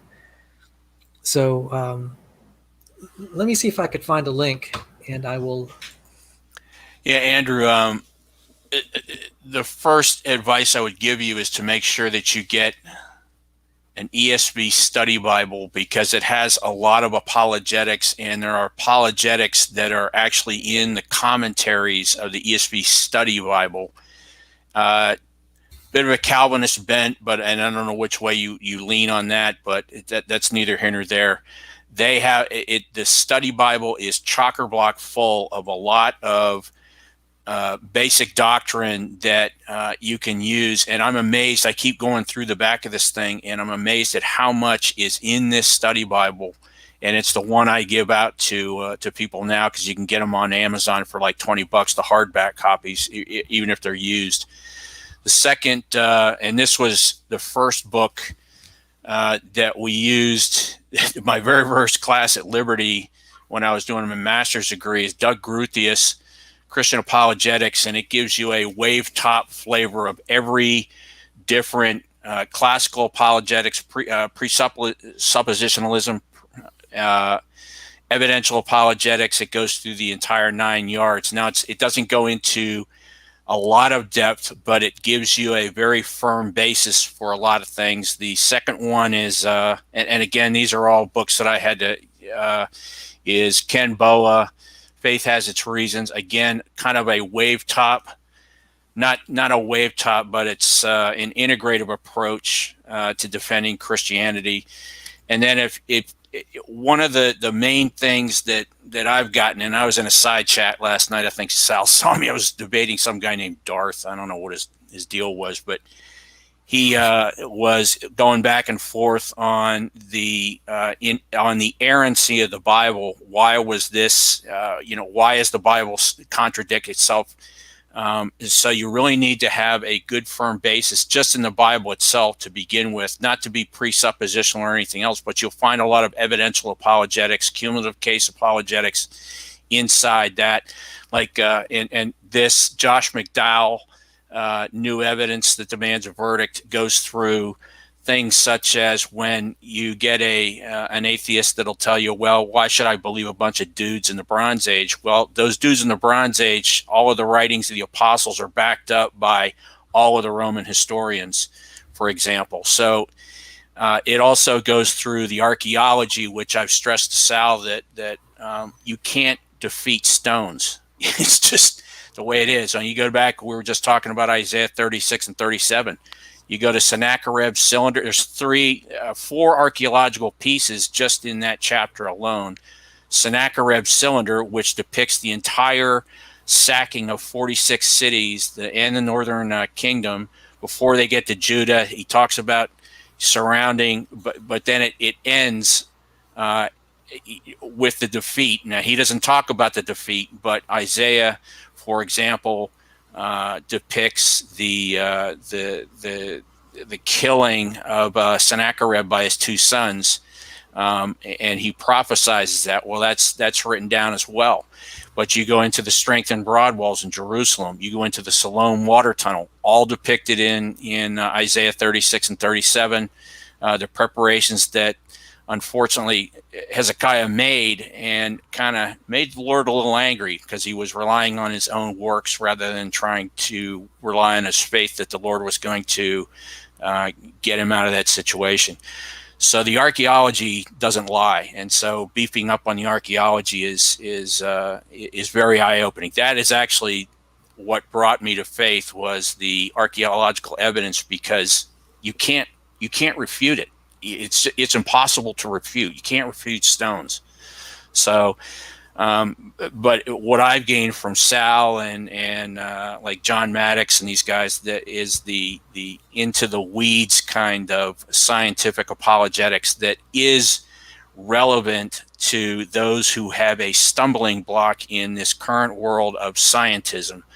And in the DC area, especially with all the universities that we have around here, that is the biggest stumbling block. And, I take my hat off to Sal for trying to put forth the scientific evidence to especially high schoolers, because they will start losing their faith once they get into college, because the memes are there. And you got to understand that scientists love to believe themselves to be little gods. It's just the truth, so, and it is a religion unto itself, unfortunately. And so the other one is for the this is Dr. Norman Geisler, the Big Book of Bible Difficulties, which goes through every chapter in the Bible with every objection that atheists make to the inerrancy of the Bible, and they go through that with the different passages when you're looking at the synoptic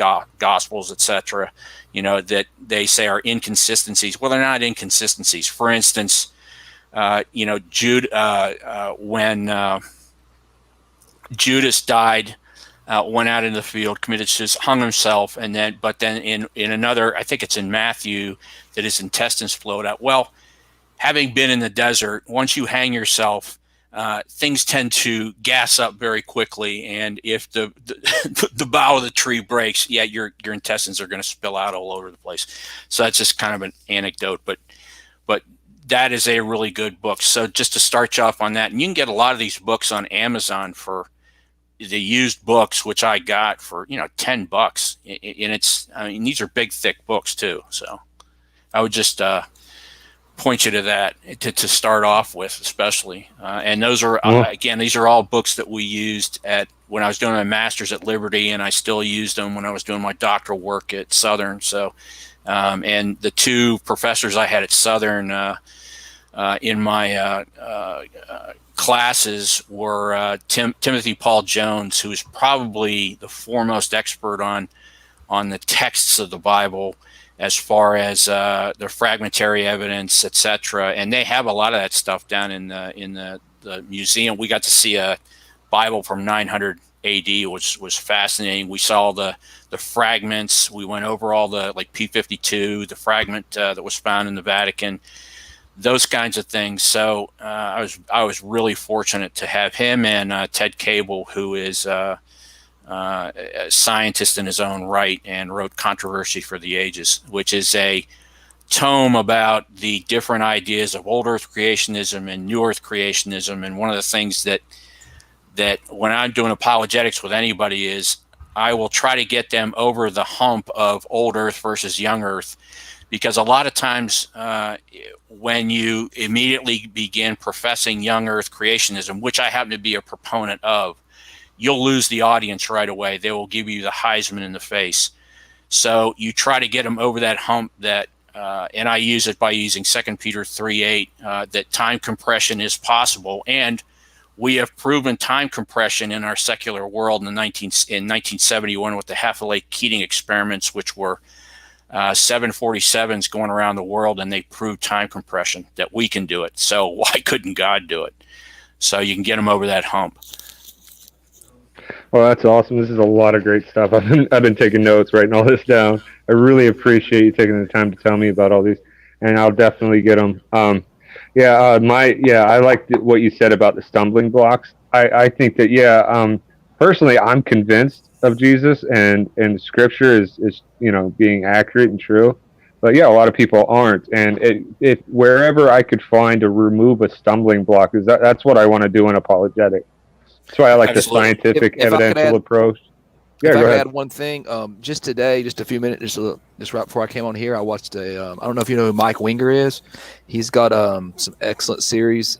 Yes, I've been following Mike Winger for a while. I love him. Okay, good. He's got like the evidence of the Bible. He's also got the topology, how to find Jesus in the Old Testament, which is really good. But he also does a lot for the a lot of it gets from Gary Habermas, for the evidence for the resurrection. And there's a video he just done today where a teen atheist he sits down and talks. Let me grab that book, Chris. I got it back here. I'll bring it up. Hold on a second. Yeah, Gary Habermas. I had one of his books, and it's weird. Somebody stole it out of a trunk of a car. That's but crazy. yeah, that was my first like real apologetics books, and I read it over and over and over again, and it got stolen. I don't know why, but I'm gonna get it replaced.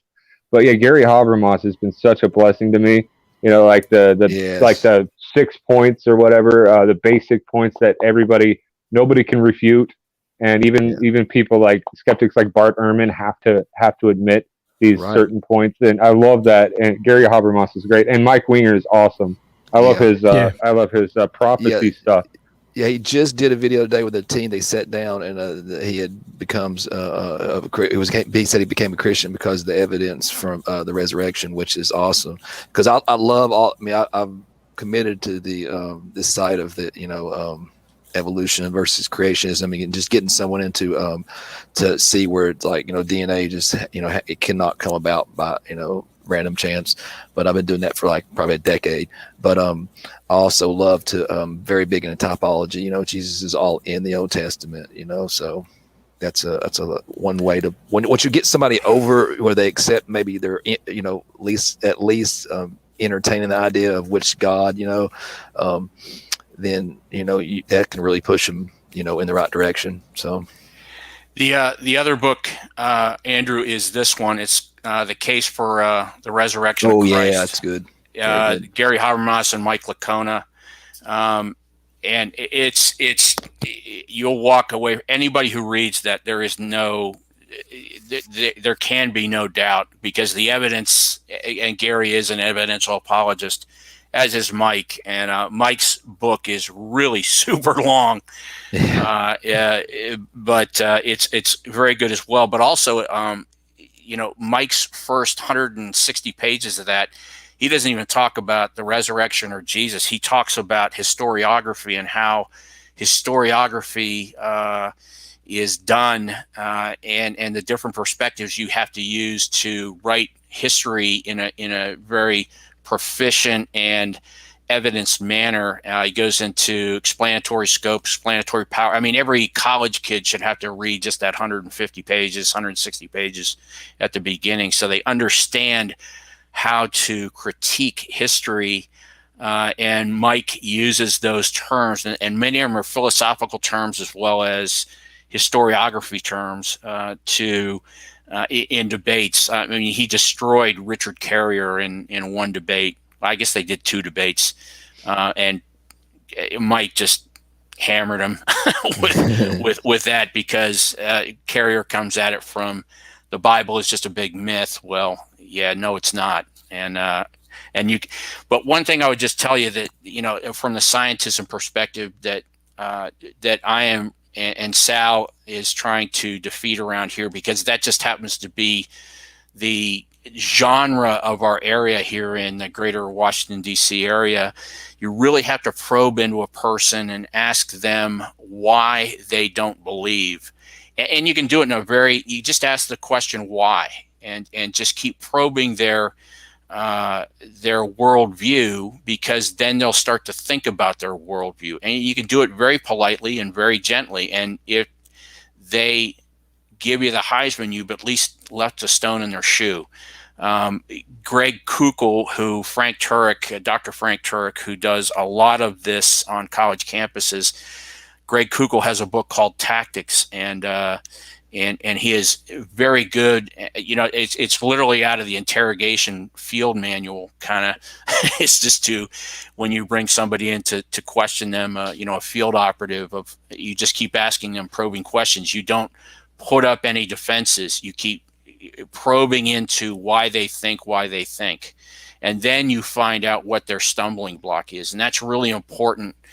And why I try to get people over that OEC, YEC stumbling block very, very quickly, if that is their stumbling block, and get them right to the cross as fast, as once you have diagnosed, for lack of a better word, what their problem is, then you can move them quickly to the case for the resurrection, and that's the whole basis of our faith is that anyway. So. Definitely. Yeah, well, I love how some Gary Habermas said in an interview. He was talking about the historical evidence for Jesus is so overwhelming that if you were to compare it to any other, historical figure, like as an example, he used Alexander the Great. Technically. There's no direct evidence as far as historicity goes that he ever existed. He doesn't deny that Alexander existed, but the story of Alexander was written down something like 300 years after his death, or at least that's the earliest copies of like eyewitness testimony, like handed down. But anyways, I think it's just so telling about the historicity of Jesus that there's more evidence for him than any other historical figure in antiquity. And it's something that people, at least in my world, they don't talk about very often. I haven't heard preachers talk about it in the pulpit. It's just maybe they don't know, or they're just, I don't know what's going on with that. But yeah, that's been really a blessing to me. And this has been a blessing to me too. I've got a lot of work to do. Thank you guys. Yeah. Happy to help. Yeah, but you're right. Different preachers tend to, even like with creation, evolution, and using DNA and things like that. That's not even used a lot in preaching. I think a lot are turning more towards it. But there's a lot of ways to, to get like, what was your name there? I'm sorry. He's got the names off here up in the right corner here. It's Andrew. Yeah, you were talking about there's very many stumbling blocks, and you really do have to figure out what is someone's stumbling block.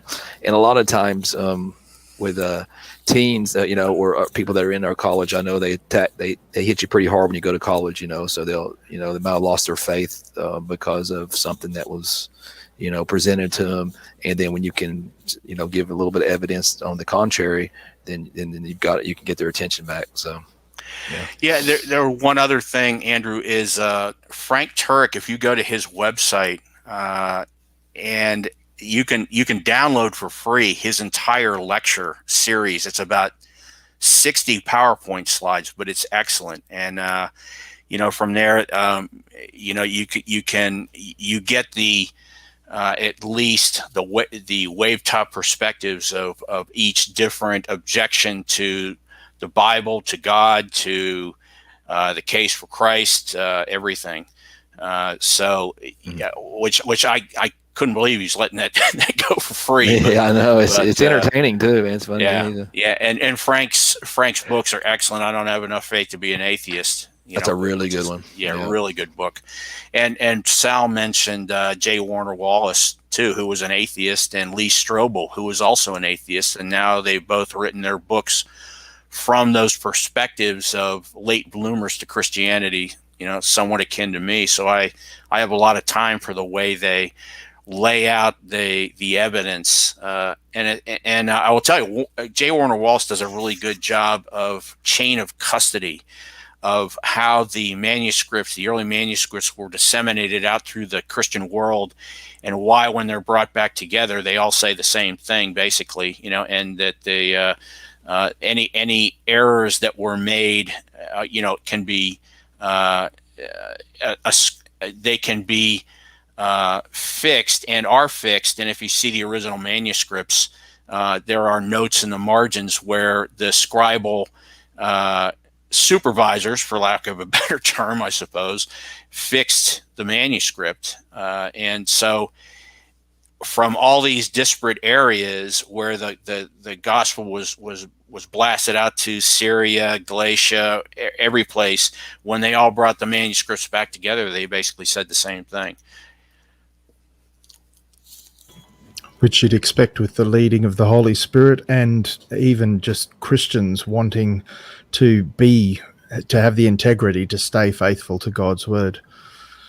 Yeah, absolutely. And the oral history, people forget that the oral history, and Gary Habermas does a great job in his lecture of talking about this, about how the poetics inside most of the Apostles' Creed, the Didache, the rest of them all follow a kind of a poetic, I don't know what the poetic term is. Geez, I used to be an English teacher. I should know that. But he goes over that with his minimal facts argument.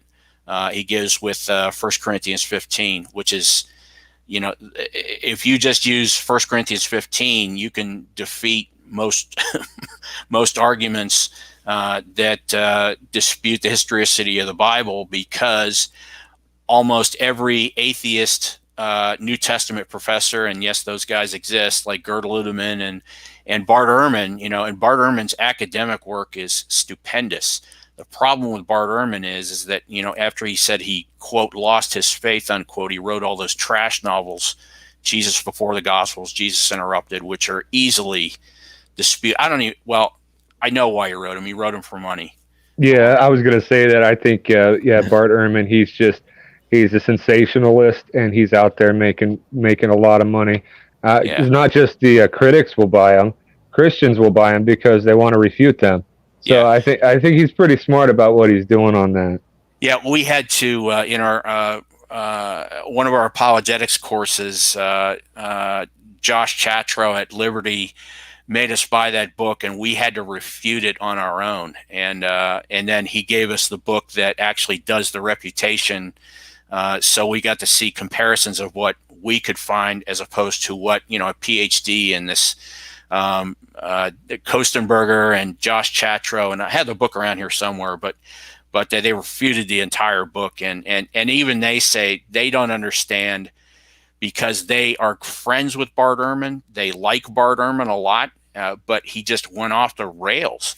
And it's very unfortunate, because his academic work is so stupendous. So it's a shame. Well, he's not a Christian. It's to be expected. Yeah. He has no need to have integrity. Yeah. Andrew, I don't know if you noticed the comment that I made in the chat, so I'm not sure, so I'll repeat it here. I would recommend creation.com. They don't just deal with origins. The purpose of their ministry, that's a major purpose, but they also do deal with apologetics in numerous other areas as well, being able to respond to these objections. And for me, that's an excellent source. And the other one that I'd point you to is Living Waters, very much at the layman's level, definitely not, scholarly, but he's been in evangelism / apologetics, Ray Comfort, for I don't know how many years, and I'd recommend his Evidence Bible. I think 40 or 50 years he's been an evangelist, and of course as an evangelist you have to deal with apologetics, and he does, and uses that to then take people to the gospel.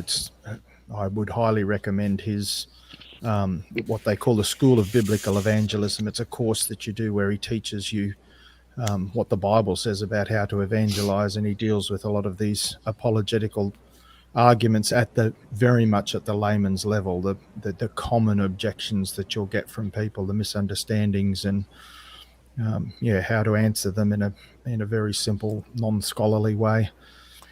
Yeah, his videos are a lot of fun to watch because he gets the street objections, and it teaches you how to refute them, and he goes right to the Ten Commandments, which very few people will say they disavow, even hardcore atheists. The problem with the atheists is they can't establish from where their own morality comes, but very few people will disavow the Ten Commandments as at least some kind of moral dictate.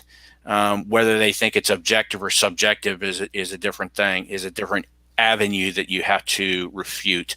But his and he's done some good videos with Kirk Cameron, as a matter of fact, on refuting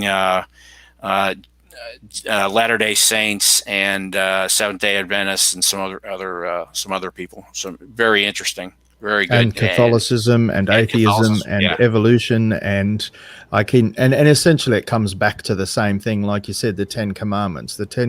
So he offers the apologetics, but then he always transitions into the gospel, right? How do we present the gospel? Well, first of all, people need to understand they're a sinner, and they understand that by the Ten Commandments. His way, I have never ever seen anybody present a better way of witnessing than Ray Comfort.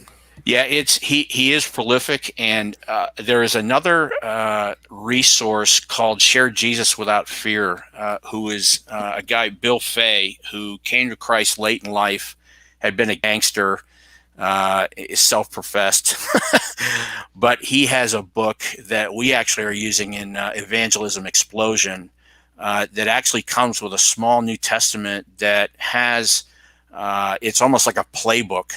But what he advocates is getting people, once you get over those stumbling blocks, to just open up to Romans 3:23, for example, and read it out loud. Because as so many people have said, you have to profess it with your mouth, and then the Holy Spirit starts to act on the heart. So Share Jesus Without Fear. It's a very thin book, but it also has a CD in the back, which I listened to countless times. Because I had a 9-hour drive to seminary. But what was the name of the author for Share Jesus Without Fear? Bill Fay. Okay. Actually, I got the book back here. Hold on, I'm ripping out all my books here. My wife's going to get mad, but hold on. Yeah, I've watched every single video that Ray Comfort has produced. Every time a new one comes out, oh yes. Yeah, that's awesome. I get that way about Mike Winger. He's so great. Yeah, Ray really has a unique way. He keeps his cool. I mean, he comes out in a loving way. It's just, I like it too. There's that book, Andrew, and you can get it on Amazon for like $6 with the CD in it in the back. Oh, that's awesome. Yeah. Thank you, guys. Yeah, no problem. But that's also endorsed by Liberty as well. That was our first book in basic evangelism. So.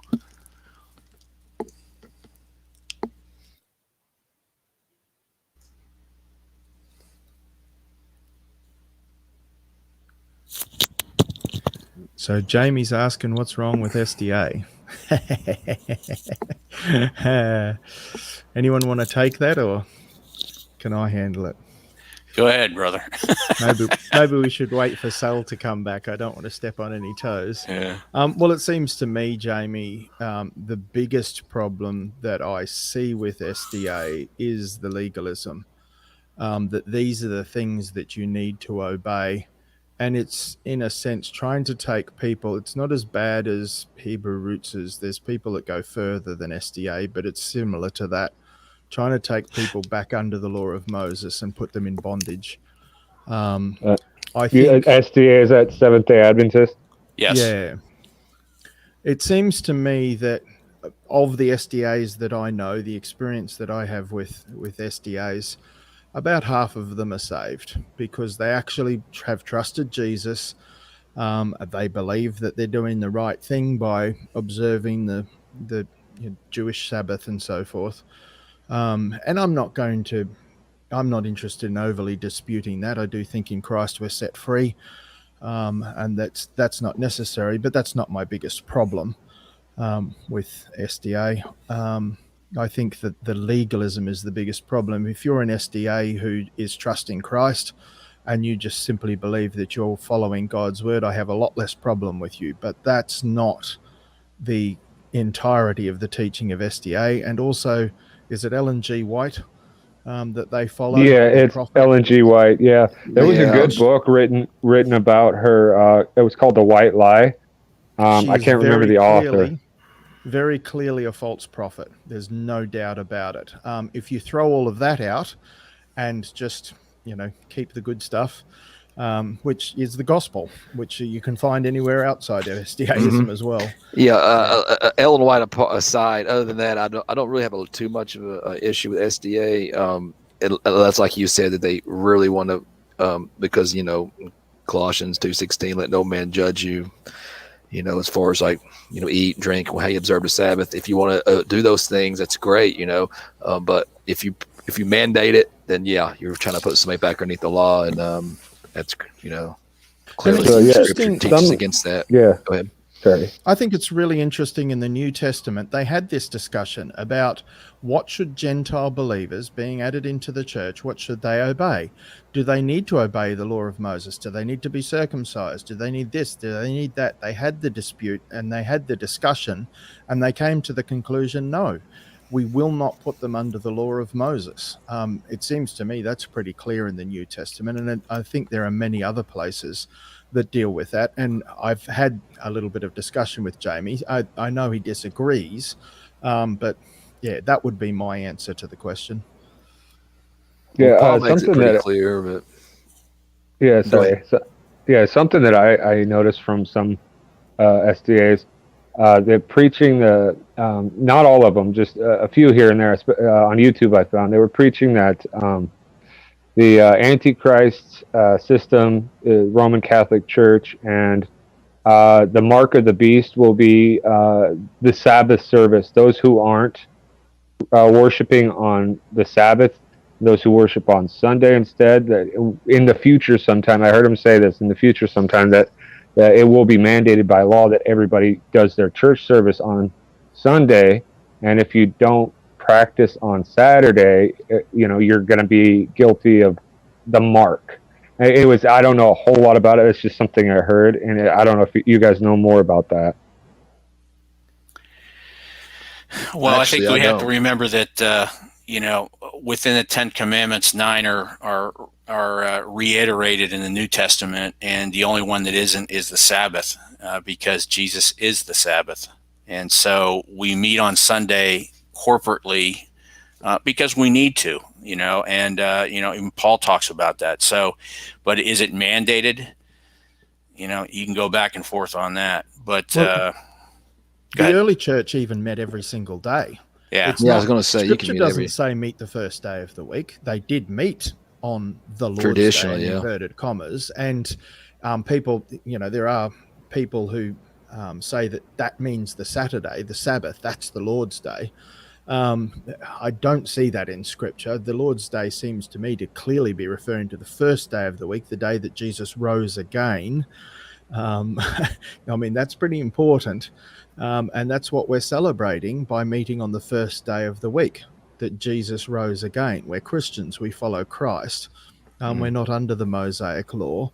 But they met every day of the week. And I find it a little bit upsetting that Christians don't understand, especially here in the West. Chinese Christians and others understand this.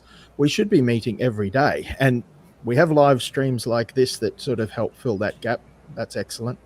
I'm loving the live streams. Yeah, it really helps me get through my days sometimes. Yeah, you're absolutely right, Graham. I guess the issue is, I know in the church that I just left, unfortunately, one of the good things the pastor was doing was trying to have the house churches meet 2 to 3 times a week, which we were doing. But there's a whole reason I left that church. It's they got into the critical race theory baloney. But anyway, yeah, you're absolutely right, and you gotta feed yourself every day with Scripture. There's no doubt. I mean, maybe Charles. I like Spurgeon's. My wife loves Spurgeon, his daily devotional, and Oswald Chambers. Oswald takes it takes about 20 minutes to read. You get through 2 cups of coffee and you finally understand what he's talking about, because it's really deep, but it's very, very good. But you got to feed yourself every day. Absolutely.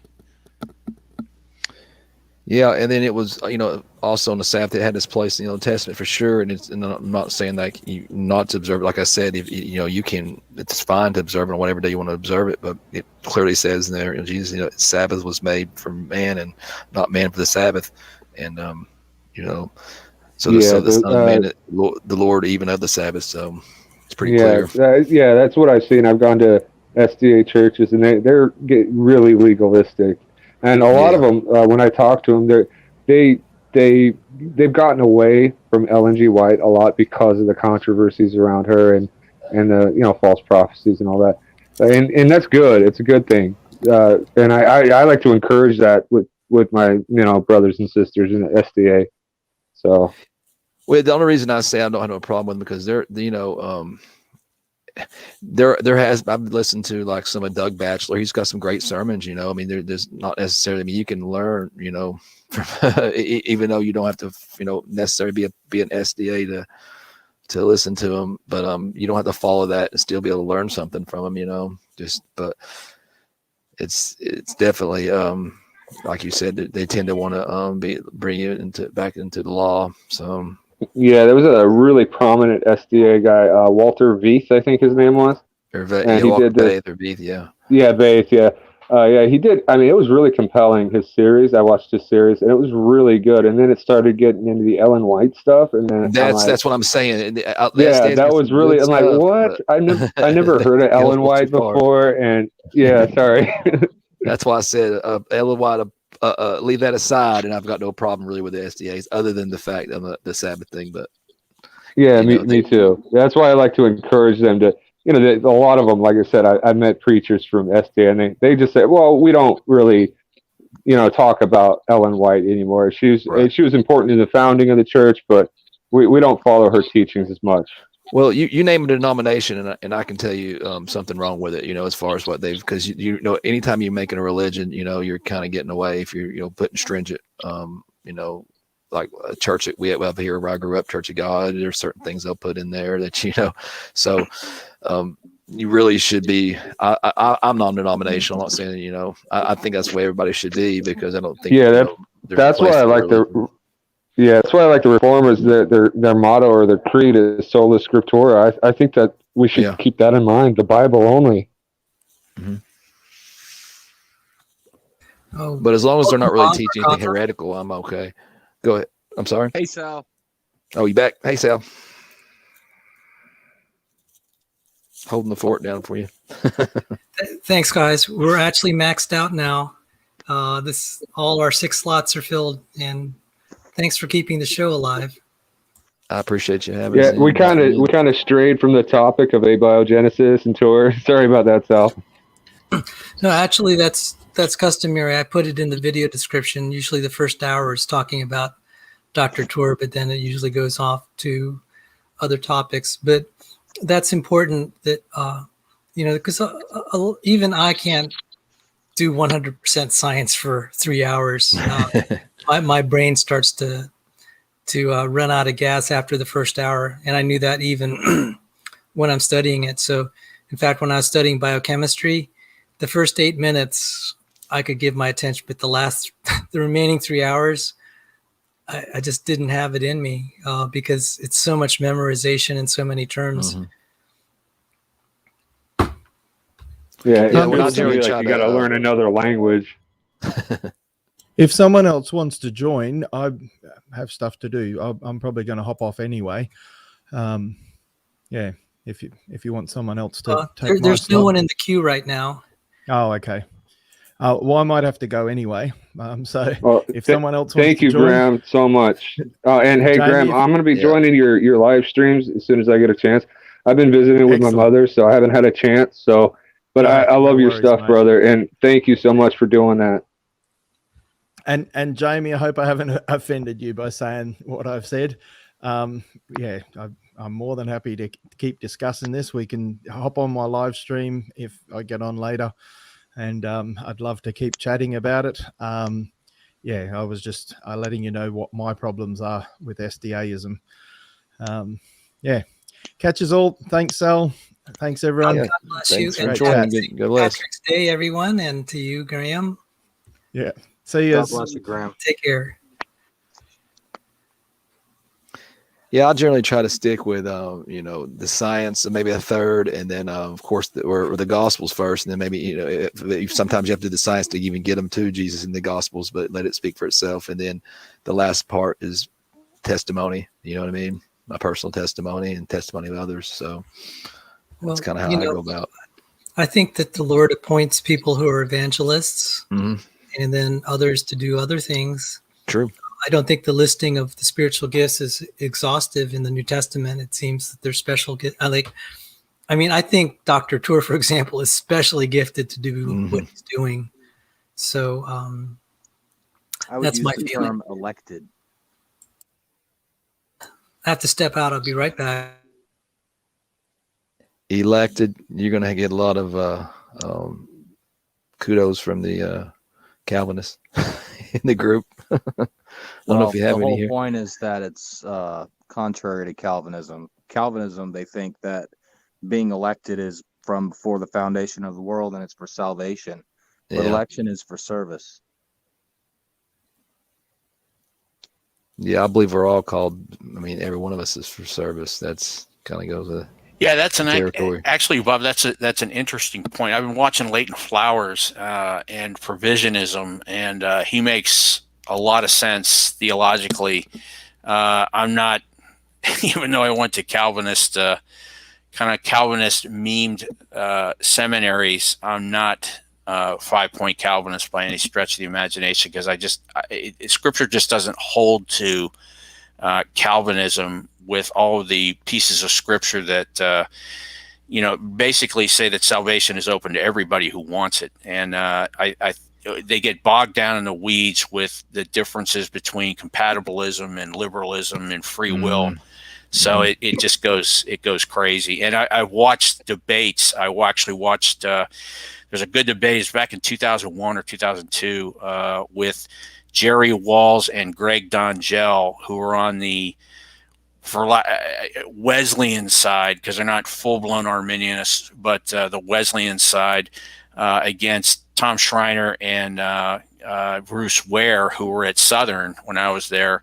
And, they're all great biblical commentary writers. But I will tell you that Walls and Dongell just trounced them. And it was not pretty. But it's a great debate to watch if you've got 2 hours. But anyway, but Leighton Flowers makes a lot of sense. I mean, Yeah. I would. Calvinism is a hard thing to come out of, because it's sort of like Mormonism in the respect that they use all the same terms that a Christian does, but they mean different things when they say those words. Well, people would describe me as a Calvinist, but I kind of resist the label. The fundamental thing for me is I believe God extends grace to certain people. And a special grace. And what I mean by that experientially, how is it that I ended up here in the United States and I got to hear the gospel? And there's so many people that haven't throughout history. And it's like there was nothing I did that caused me to be born in a family that would travel to the United States and hear the gospel. And so I feel that I can only speak for myself. I feel I've received a break I didn't deserve. And that's kind of how I frame it. Yeah, the problem with Calvinism is it almost, and especially the hyper Calvinists, it's almost deterministic, and it gets into a parallel with scientific determinism, and that's really the issue, that gospel isn't presented, that nobody can hear it, and it also denies general revelation, and that's my biggest problem with it. All the passages in the Bible where this knowledge is written on your heart, but it also, Calvinism in its in being totally depraved, also violates the fact that we are still imago Dei.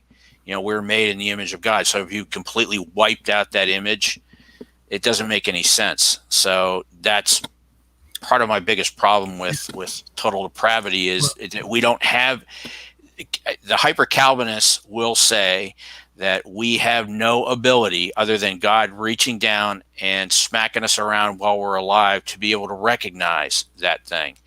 Whereas I would say, well, if you have no ability to do that, then how is it that other people are able to make that choice, especially late in life? Well, what I wanted to say is, even though I was most of my life I was in a Presbyterian Reformed church, I don't think I ever identified as a five-pointer, and I thought some of the arguments and theological ideas. My wife's calling me, so You know. I gotta go.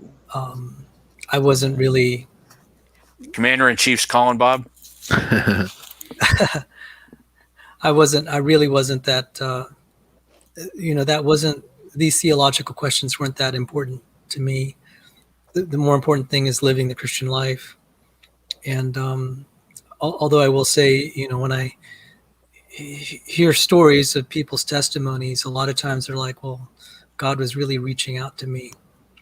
And it's hard to get away from the fact that both in the New Testament and in testimonies thereafter, people will say that, they got breaks that they didn't see other people get.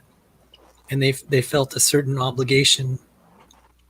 And it says in Hebrews, if you hear his voice, don't harden your heart.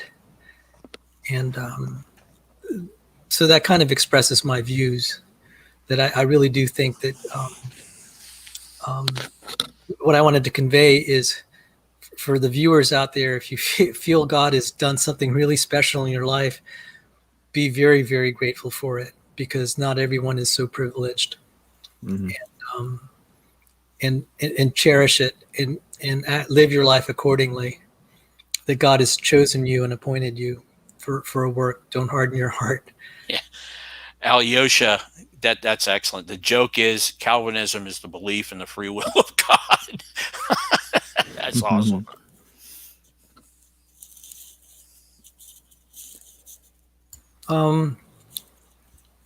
I guess Argatha got called off by Commander-in-Chief. Yep. Oh. We all live under terrible tyranny, Sal. Yeah. As Gandhi said.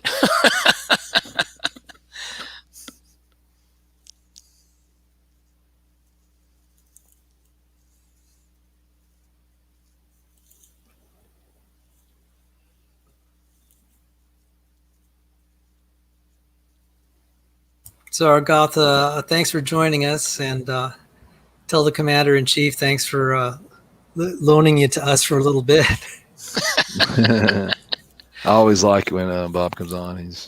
Hey, Chris, you said you're out on the Cumberland Trail. Do you live in Maryland? I say? I was on the Cumberland Plateau. Okay. What did I say? Cumberland Trail. But I think it runs. I don't know. It doesn't run to Maryland. It runs all the way. Down to Georgia. It's pretty. The whole trail is pretty long. But there's a good section that comes through here across the mountain ridge that I do sometimes. It's getting a little harder to do. I'm getting older, but it's fun. Yeah, I had I just curious. Cumberland Trail goes right through Maryland.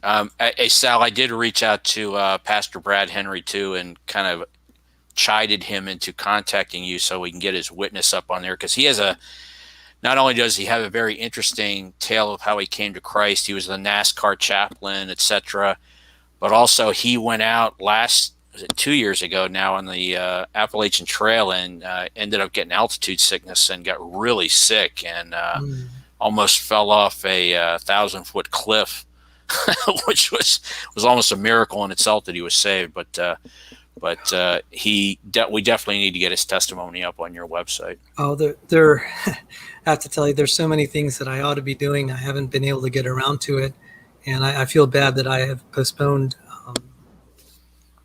getting around to Brad Henry. The James Tour series has actually eaten up a lot of time, not just the live shows, but I'd actually watch his shows and go back to the chemistry books to try to figure it out. And I realized, it's just like when we had these people that were the Wycliffe Bible translators. They would specialize in one group of people, and it was such a small demographic, and you just see the dedication. And I realized, that's kind of, some of us are called to have these special demographic groups. It's going to feel really strange because we end up talking in a language that the general audience doesn't understand, but it really means a lot to them. And so I was digging up these chemistry things, and it's like, yeah, this is going to drive away a lot of viewers if I just focus on this. But on the other hand, I can't be silent on it. So I'm trying to find the balance. But I focus. I'll listen regardless, even though I'm not, up on chemistry. I've been learning a lot. You say stuff and I'll go look it up. Yeah, and there's a lot of looking up. I get lost sometimes, but it's I just need the translation into knucklehead or knuckle dragger. Yeah, that's what I need. Yeah. Well, I think it actually takes time to be able to do the kind of the translation and to relate it to every, it's great when you can relate it to everyday life. And so I'm really glad the chemist himself, Dr. James Tour, showed this picture, and I'll show it again. It really explains what he was trying to describe,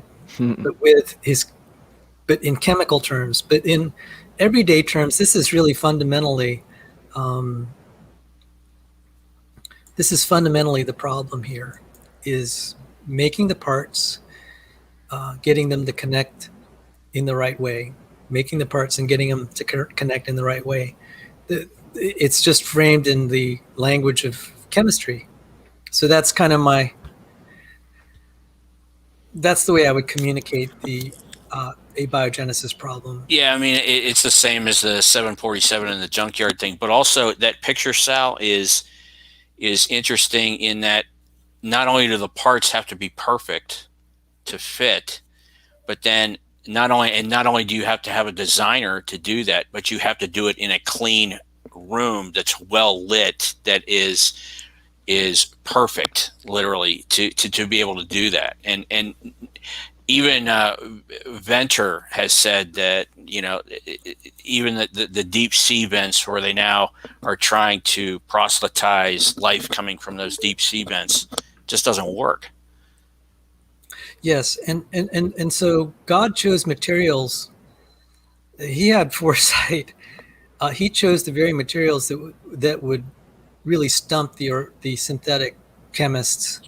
It's like he on so many levels, no one could have chosen a better set of materials to say, oh my goodness, this cannot happen by an accident, by a random set of events. Because I look at it, I'm just like, that was really clever. That was really clever to choose that, because even these one simple sugar, the ribose, one chemist could not build it. Even after he wrote 90 pages of a recipe, he said, I got kind of this far and I couldn't finish it. and he was one of the top chemists. I'm just like, that was impressive. And that's only one small part of biology. And there's so many other parts. Yeah. And that's Yeah, really how the early Christian scientists, all the way from Newton, Pascal, Boyle, you can go down the list. They all said, God made it. Let's see why and let's see how. And then you see the majesty of what he did. It's just incredible. And you learn more that way. I mean, look at how far science went in just 100 years, taking that deductive approach. Yeah, wasn't it Kepler said that the act of science is thinking God's thoughts after him? I think it's Kepler, somebody like that. But yeah, I really like that analogy that he gave with the automobile. I've worked in factories a lot and assembled things. And yeah, just the logistics, the organization, the manpower goes into assembling a vehicle is one thing, but then the parts need to be made in different factories, and then the raw materials need to be mined and gathered and processed. And just that analogy really blew me away, because from my point of view, I know what it takes to assemble and build things, and it's way more complicated. That's the theme I'm getting. It's way more complicated than a car. Oh yes. When they try to make it seem like it should get maybe somewhat easier as you go back in time, which it would seem like it would be harder in more volatile conditions, and it's not plausible. It never has been to me, and I just still to this day it's getting worse for them. Like I said in my first comment today, every time I read something, it's just the problem's worse. Exactly, and you see, we've been able to build automobiles for 100 years. We still can't build a ribose from scratch. And that's one of the basic molecules. I said, so technology has moved on. We've been able to send men to space, but we can't solve this problem. Not even when we put our best lab equipment. We're not even trying to solve the origin of life. We're trying to use our knowledge to build it. And right there, Sal, what you just said is what the average person needs to hear. We've been to space. We can build cars with all those pieces that you just had, but we can't build that simple molecule, period. Right. That hits the layman right between the eyes. And the thing is, it's deceptive. It looks deceptively simple. If I could, let me see if I could grab the picture here. Because, there's some things we could just slap together, and it's not that hard to slap it together. And so I'm going to show the molecule. And this is probably even like, say, a second semester chemistry student will say, this can't be that hard to build, because it's not that many atoms. It can't be that hard. And I'll show it. I'll just show it for the benefit of maybe the science students out there. This, you would think space age technology could build this, because we build all sorts of can't build it. And what's the hardest part or the most difficult thing within that picture? Is it the linking of the molecules, or is it the mixture of the molecules, or is it what is the center of gravity of not being able to do that? I guess, yeah. The very simple way of phrasing it is, you'll probably make, it's just like kind of making a house of cards. It's really,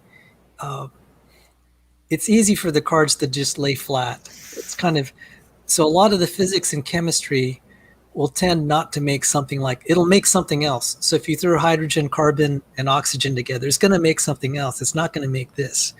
This is like a house of cards. Everything has, and that's what the synthetic organic chemist was having such a hard time. It's like, oh, if I try to put this there, then this breaks. If I try to put this there, this breaks. And so maybe the best analogy is the house of cards. This looks deceptively easy to build, because they're pharmaceuticals we make that have more complicated molecules. Granted, probably the reason we're able to do it is we actually borrow pieces from living things. Mm-hmm. And so a chemistry student will say, oh, that can't be that hard to make, until they tried. And this is like the stumbling block. it's like, yeah, this is going to be easy to solve. It's not that complicated a molecule, and in truth, it's not. I mean, conceptually, I could draw up all the parts. It's like, I just need to put a carbon here, and a carbon here, and a carbon here, and a carbon here. I put some hydrogen and oxygen. That ought, we went to the moon. We ought to be able to do this. It's like, nope. God chose something that is going to frustrate 21st century science. And that's what Dr. Tur was highlighting. And he said, even what little pieces we've made that we've moved forward, we end up having a lot of undesirable products that are going to gum up the system. And that was a perfect word. It's going to gum up the system. It's just like taking raw petroleum and putting it in a car. It's just going to be very destructive.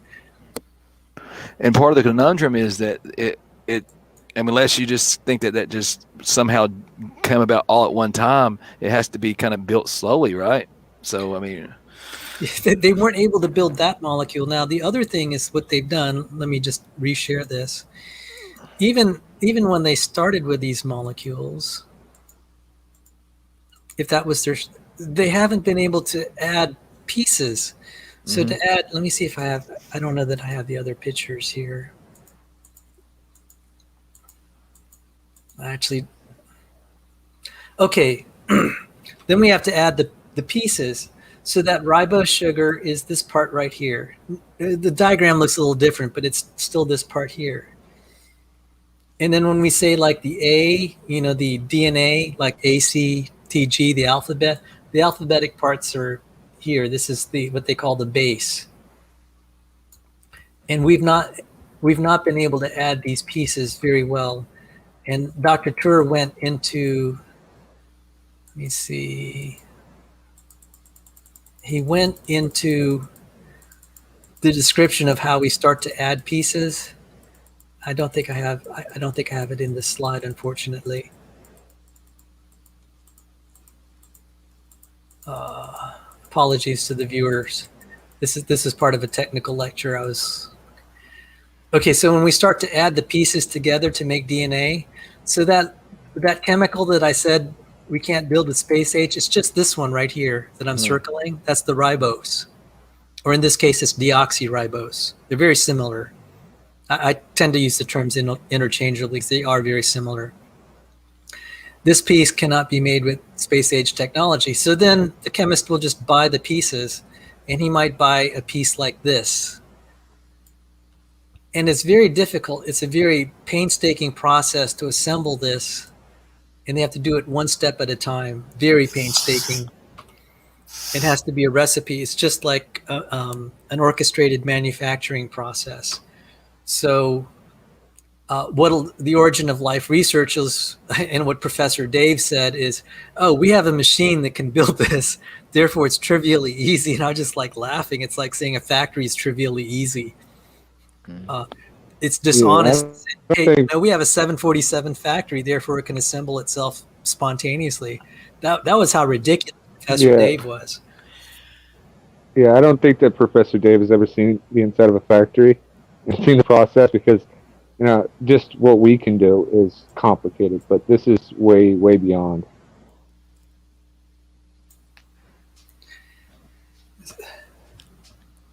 So that was kind of my dumbed down version. And I just wanted to say I really appreciate the people that are not familiar with chemistry that have listened to these lectures by Dr. Tur, and then have also joined us in the after shows to learn a little bit of chemistry.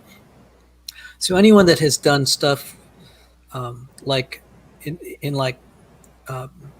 building cars or anything, or fixing cars, it's kind of the same mindset.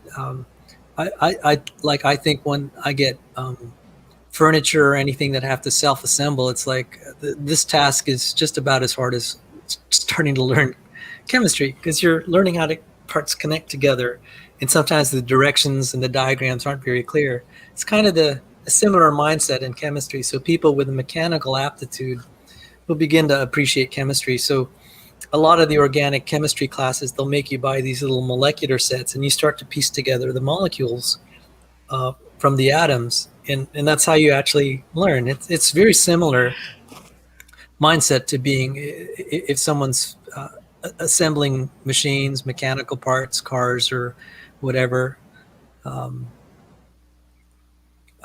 putting together chainsaws after they've broken.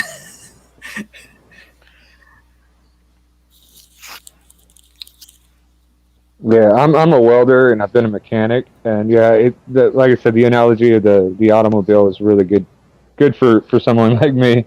But something else that I noticed with Tour is he was discussing. I don't mean to change the subject, but he was discussing kind of a sensationalism that goes behind the scenes where some scientists will make what is perceived as a breakthrough in this, and he'll report it to the press, and they blow it out of proportion, and then the scientist doesn't do anything to stop it.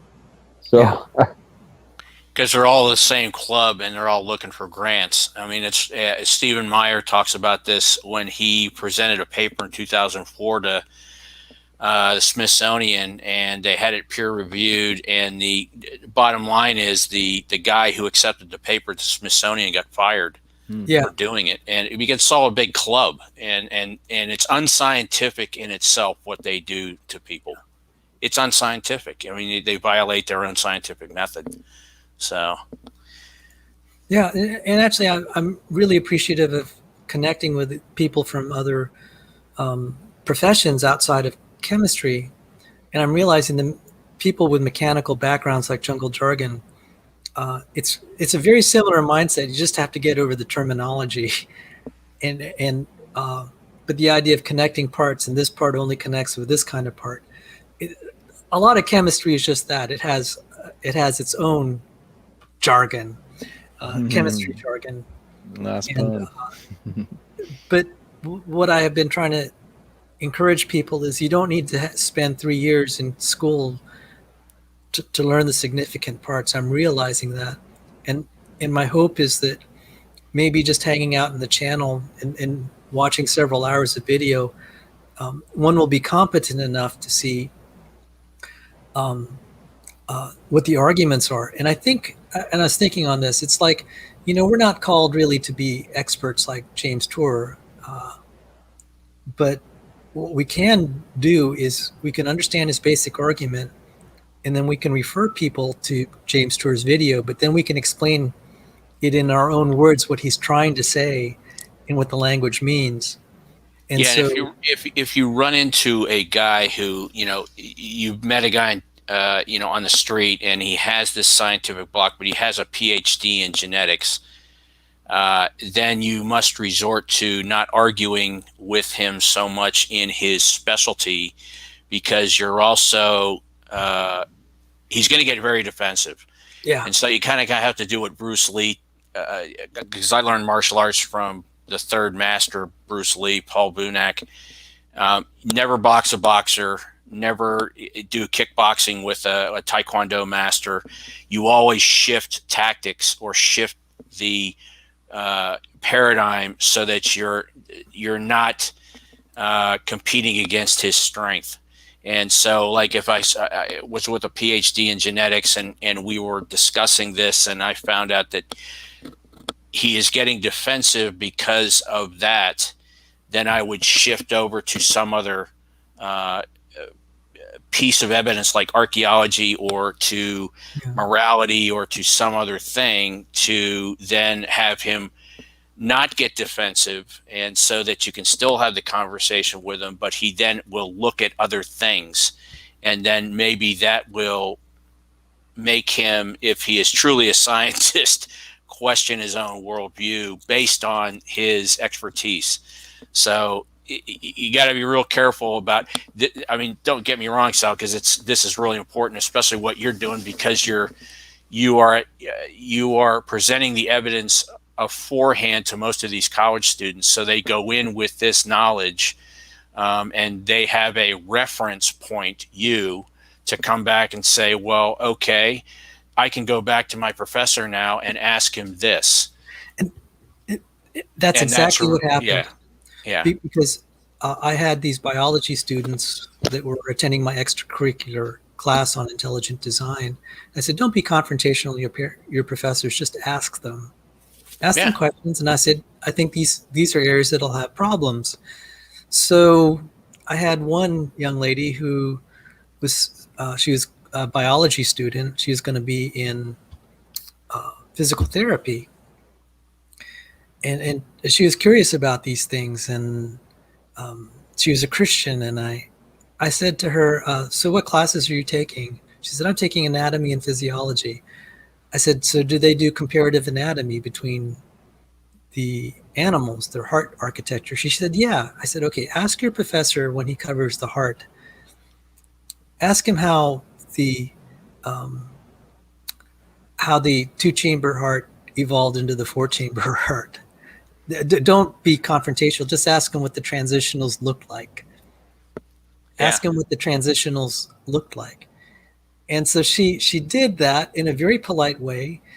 And after class, just before the next class, which was going to be an anatomy and physiology exam, she asked the professor about the heart architecture. She said, what are the things in between the two-chambered heart and the three-chambered heart and the four-chambered heart? The professor said, I don't know.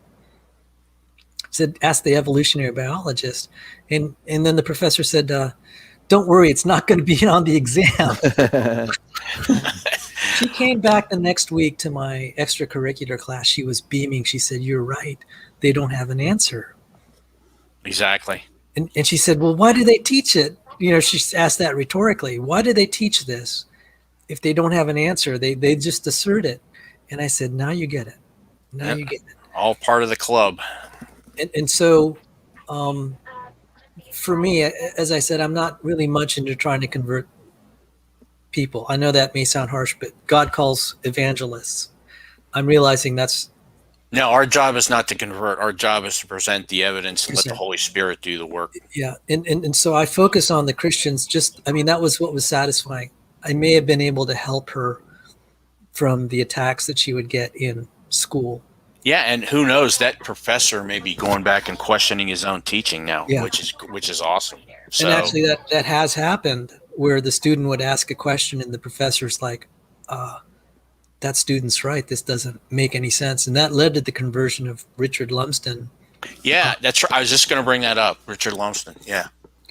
And that actually was a very good model, where a student was saying, this is great stuff, Professor. I just wanted to make sure I got my facts right. And he was saying, this was the hardest interrogation or interview of his life. She was asking all these questions, and he said this was worse than his oral PhD exam. And he was just devastated. He said, everything I told her I realized was just not true. And he converted after a year. He eventually ran into that student, and she said, yeah, Doc, I was praying for you. I had a special measure of prayer just for you. God bless her. That's awesome. Yeah. That's amazing. That's a great testimony he gives too. You can look that up on YouTube. That's a great testimony. Yeah. Emery, welcome. Sorry I'm so late, guys. While he bounces in, I've got to run. I got to be up early. I just want to thank you, Sal, for having me in. I got thanks, Chris. And I'm going to be forming a list of people to invite. And thank you for inviting me. I appreciate it. And remember was me. Was it Chris? Chris? Yeah, Chris. Yeah. Mm-hmm. No, thank you so much, Chris. You've been great. Too, thank you. Great talking to you and all you guys.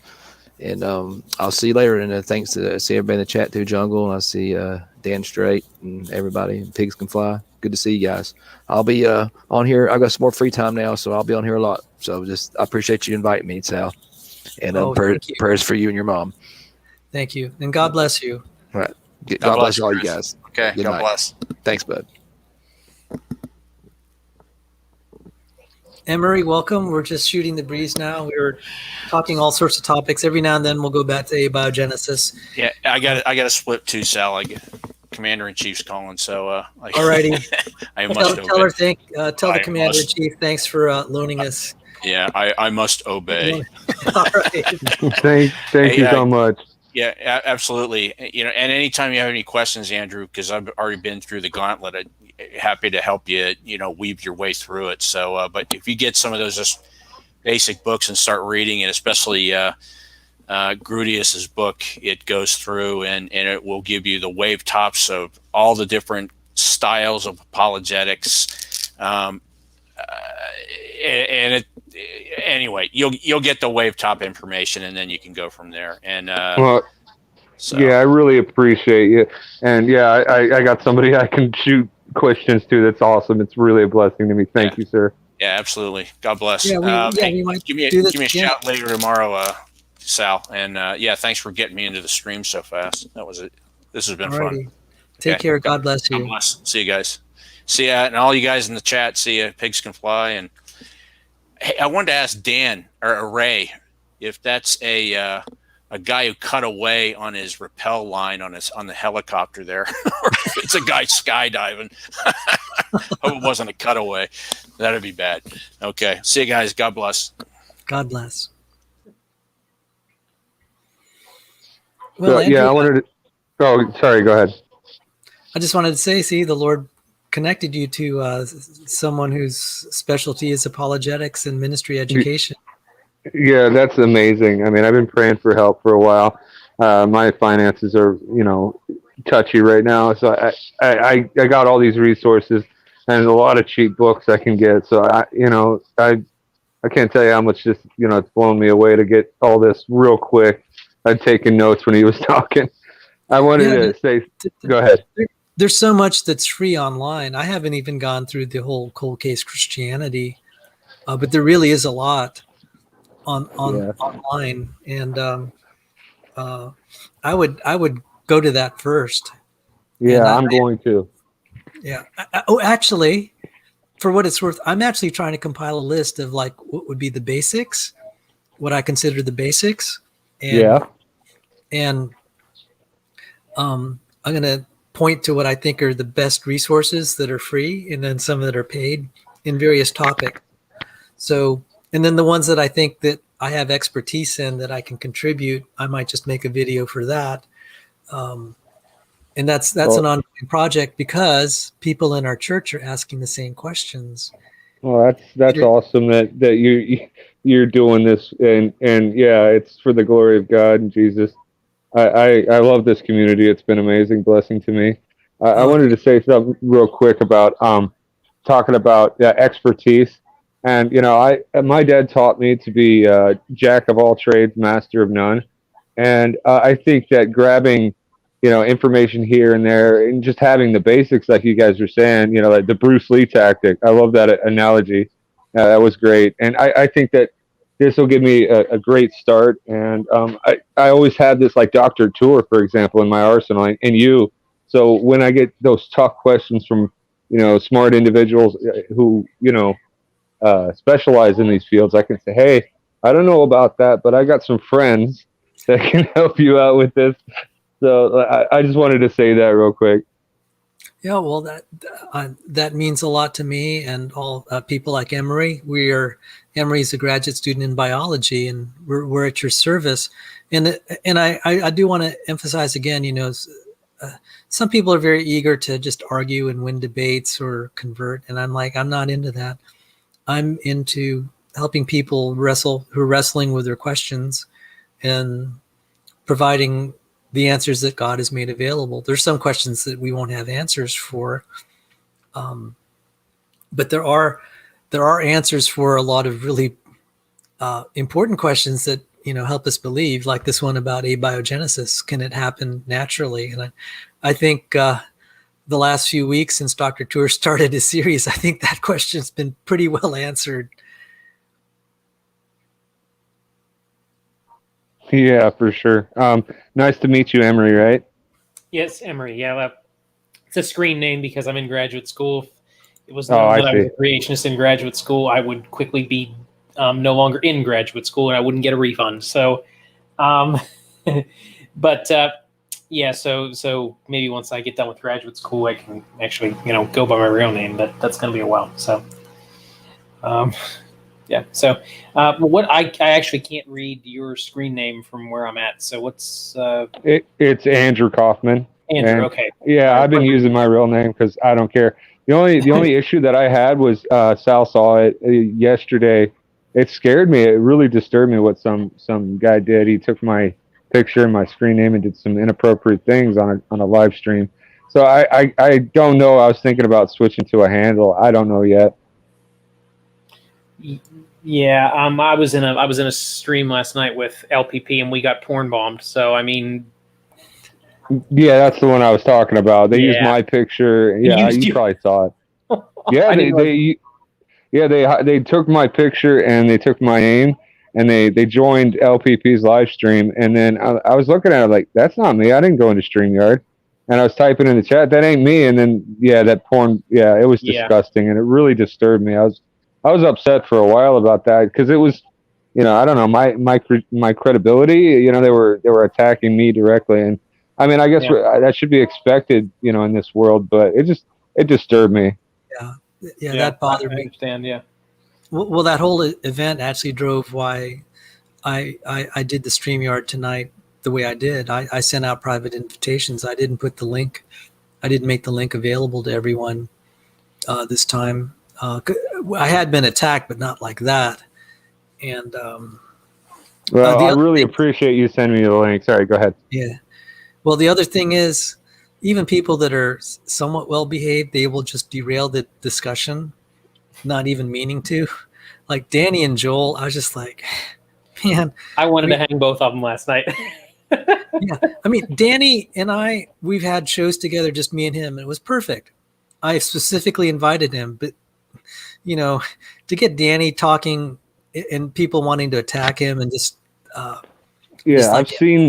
I've seen you and Danny talk before, and it's always like really civil and really chill.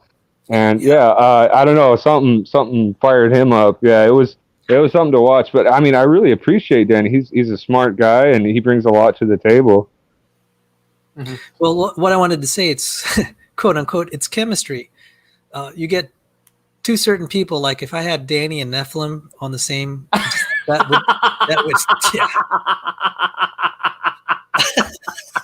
would you understand? Look, I like Neff and I like Danny, but you put those two in the same room and forget it. It's right. So yeah. It's, you totally get it. See, I get along well with Neff. I get along well with Danny, but when I send out my list, I'm going to say, okay, I'm going to decide which, one of the two is not going to be there at the same time as the other guy, because this is not going to go down well, and it's going to totally ruin the show for everyone else. So, and Andrew, I'm really glad you joined. You really helped. I really appreciate it. I mean, I'm here to learn, and I definitely try not to derail any conversation. I appreciate everybody's input, and I don't want to be confrontational. I like your philosophy on it, Sal. It's just, patient, long-suffering, kind, and interject when need be, but don't argue, because the scripture says not to have vain philosophies and arguments about nothing. I mean, there are YouTube channels that are organized. The way that they get their viewership is argumentation and debate. Like modern day debate has made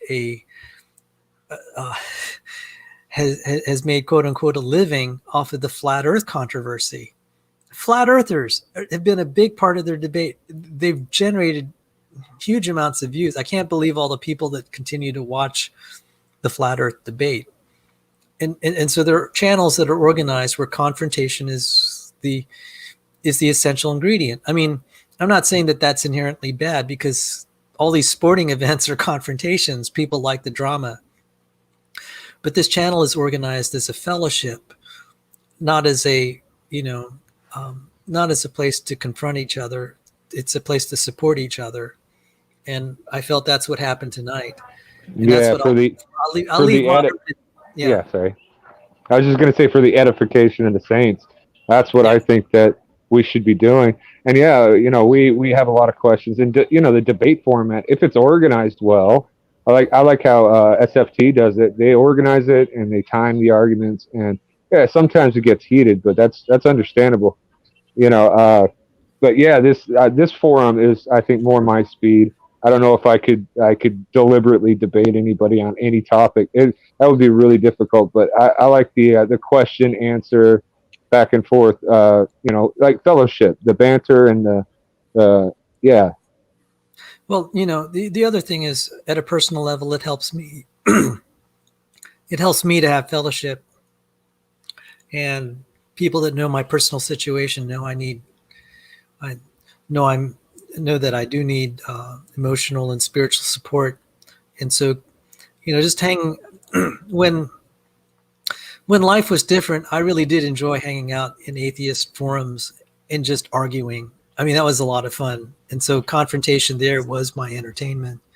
But my needs have changed, and so this channel is organized to be more of a fellowship channel, and thankfully there are other channels like Modern Day Debate or Smoky Saint that are organized for confrontation, and there are many of those. And I figured I'm not one. It doesn't match my goals, and then the other thing is my channel is hopefully going to be distinguished from others because we're not into that sort of kind of entertainment. So I'm glad we could be of service to you, and I hope we help you during this time in your life and this time in everyone's life, because society is having a lot of societal problems. No kidding. Now, I mean, I much prefer. I'm kind of like you guys. Like, I don't like the whole like debate conflict thing. I last night I was the guy who was trying to keep everybody from killing each other. So, that's just not my style. I'll fight if I have to, but if I don't have to, man, I'm not. It's just not my speed. And this is why you'll never catch me on Modern Day Debate, even for debates where I'm not debating. I just don't go there. I'm like, I don't want to watch debates. It's not what I'm here for. That's not what I'm here for. Well, there's also what they call Brandolini's law. There's other laws that state it even better, and it's been a long time since I found it, but the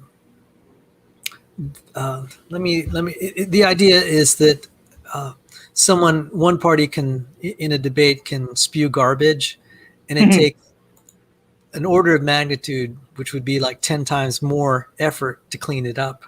Mm-hmm. We saw that with James Tour and Professor Dave, quote unquote Professor Dave. Yeah. I mean, in 15 minutes, he spewed so much garbage. It took about 10 hours of James Tour, a world-class chemist, to clean up the nonsense that Dave just dumped on the rest of the world.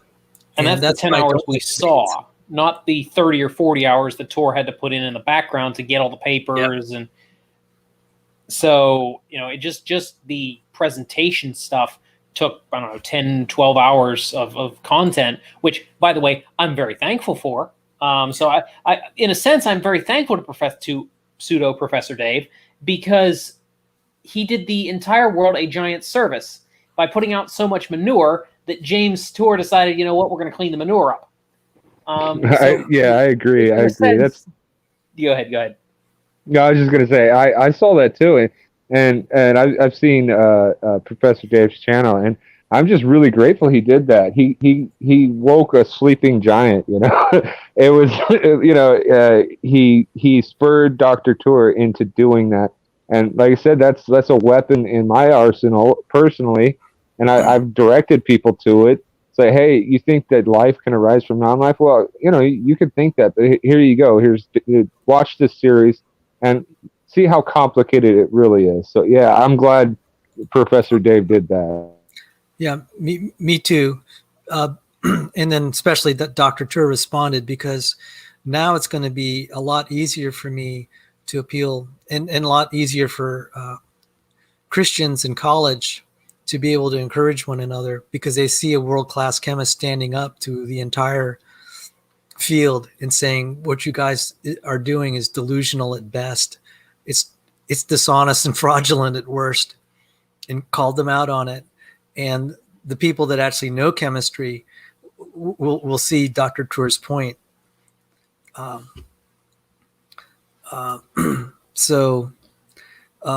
The game has been changed, because someone of great reputation is calling out an entire industry as a result of what Professor Dave did.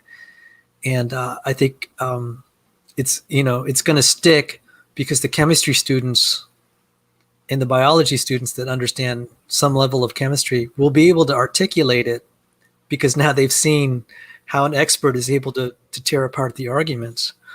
And again, it's just, again, that Volkswagen analogy.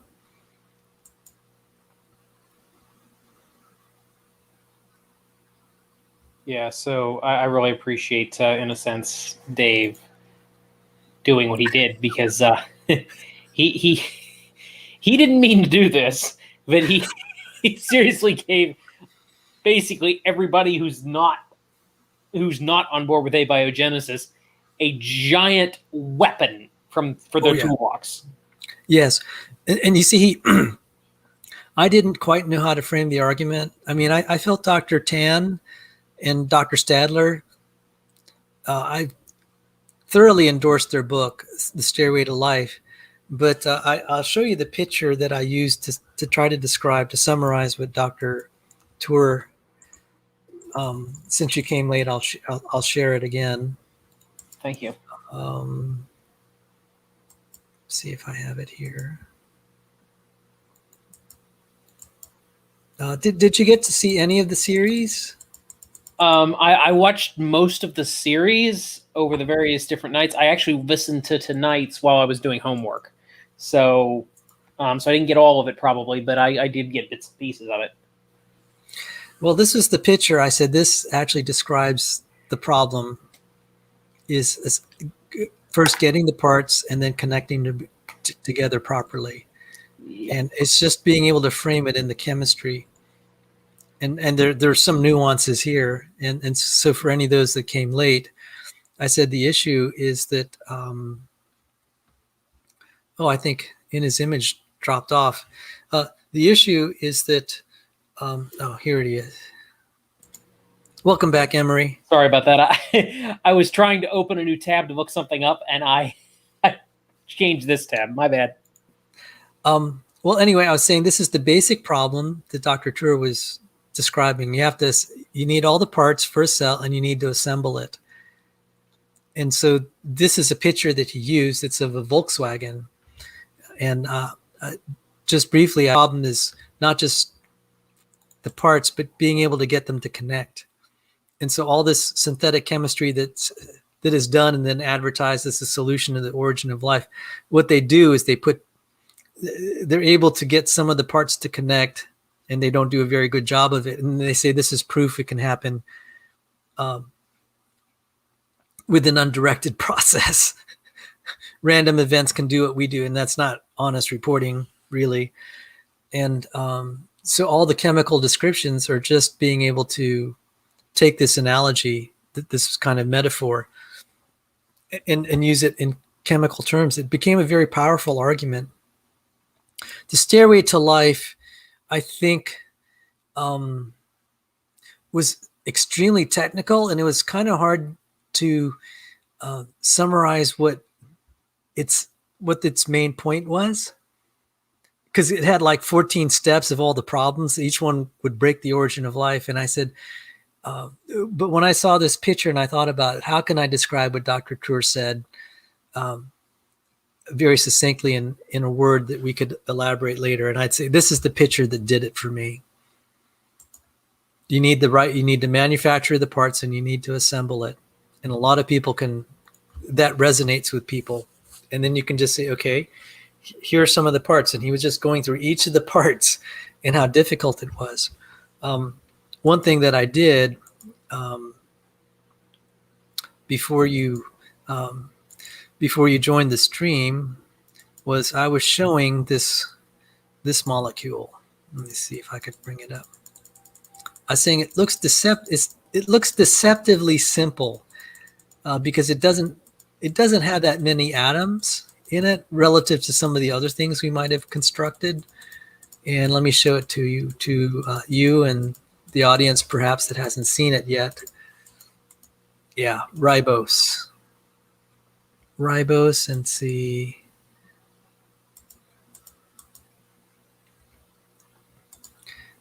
I'll share it. And I was telling Sandy I said, we have space age technology. We can go to the moon.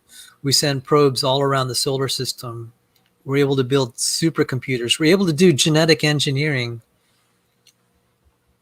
We can't build something as simple as this molecule. And it is relatively simple in terms of its composition, but building it is like building a house of cards. In any sort of chemical environment, to build this molecule, it's not that complicated, the molecule, in terms of its structure and components, but this was just nasty. And Dr. Tur went and described this 90-page process of trying to build it, and they weren't able to. It didn't give very good yields, and it wasn't exactly what they needed, but it was on the way. So then again, going to that Volkswagen analogy, the first problem is building the parts and then assembling them. And Dr. Tur did a very good job of pointing out that even the simple parts are difficult to build.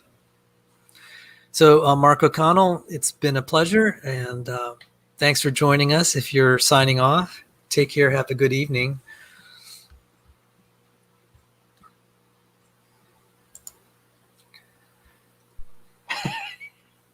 You know, that's actually the first person I've ever heard of who's actually named that, because that's actually not my name.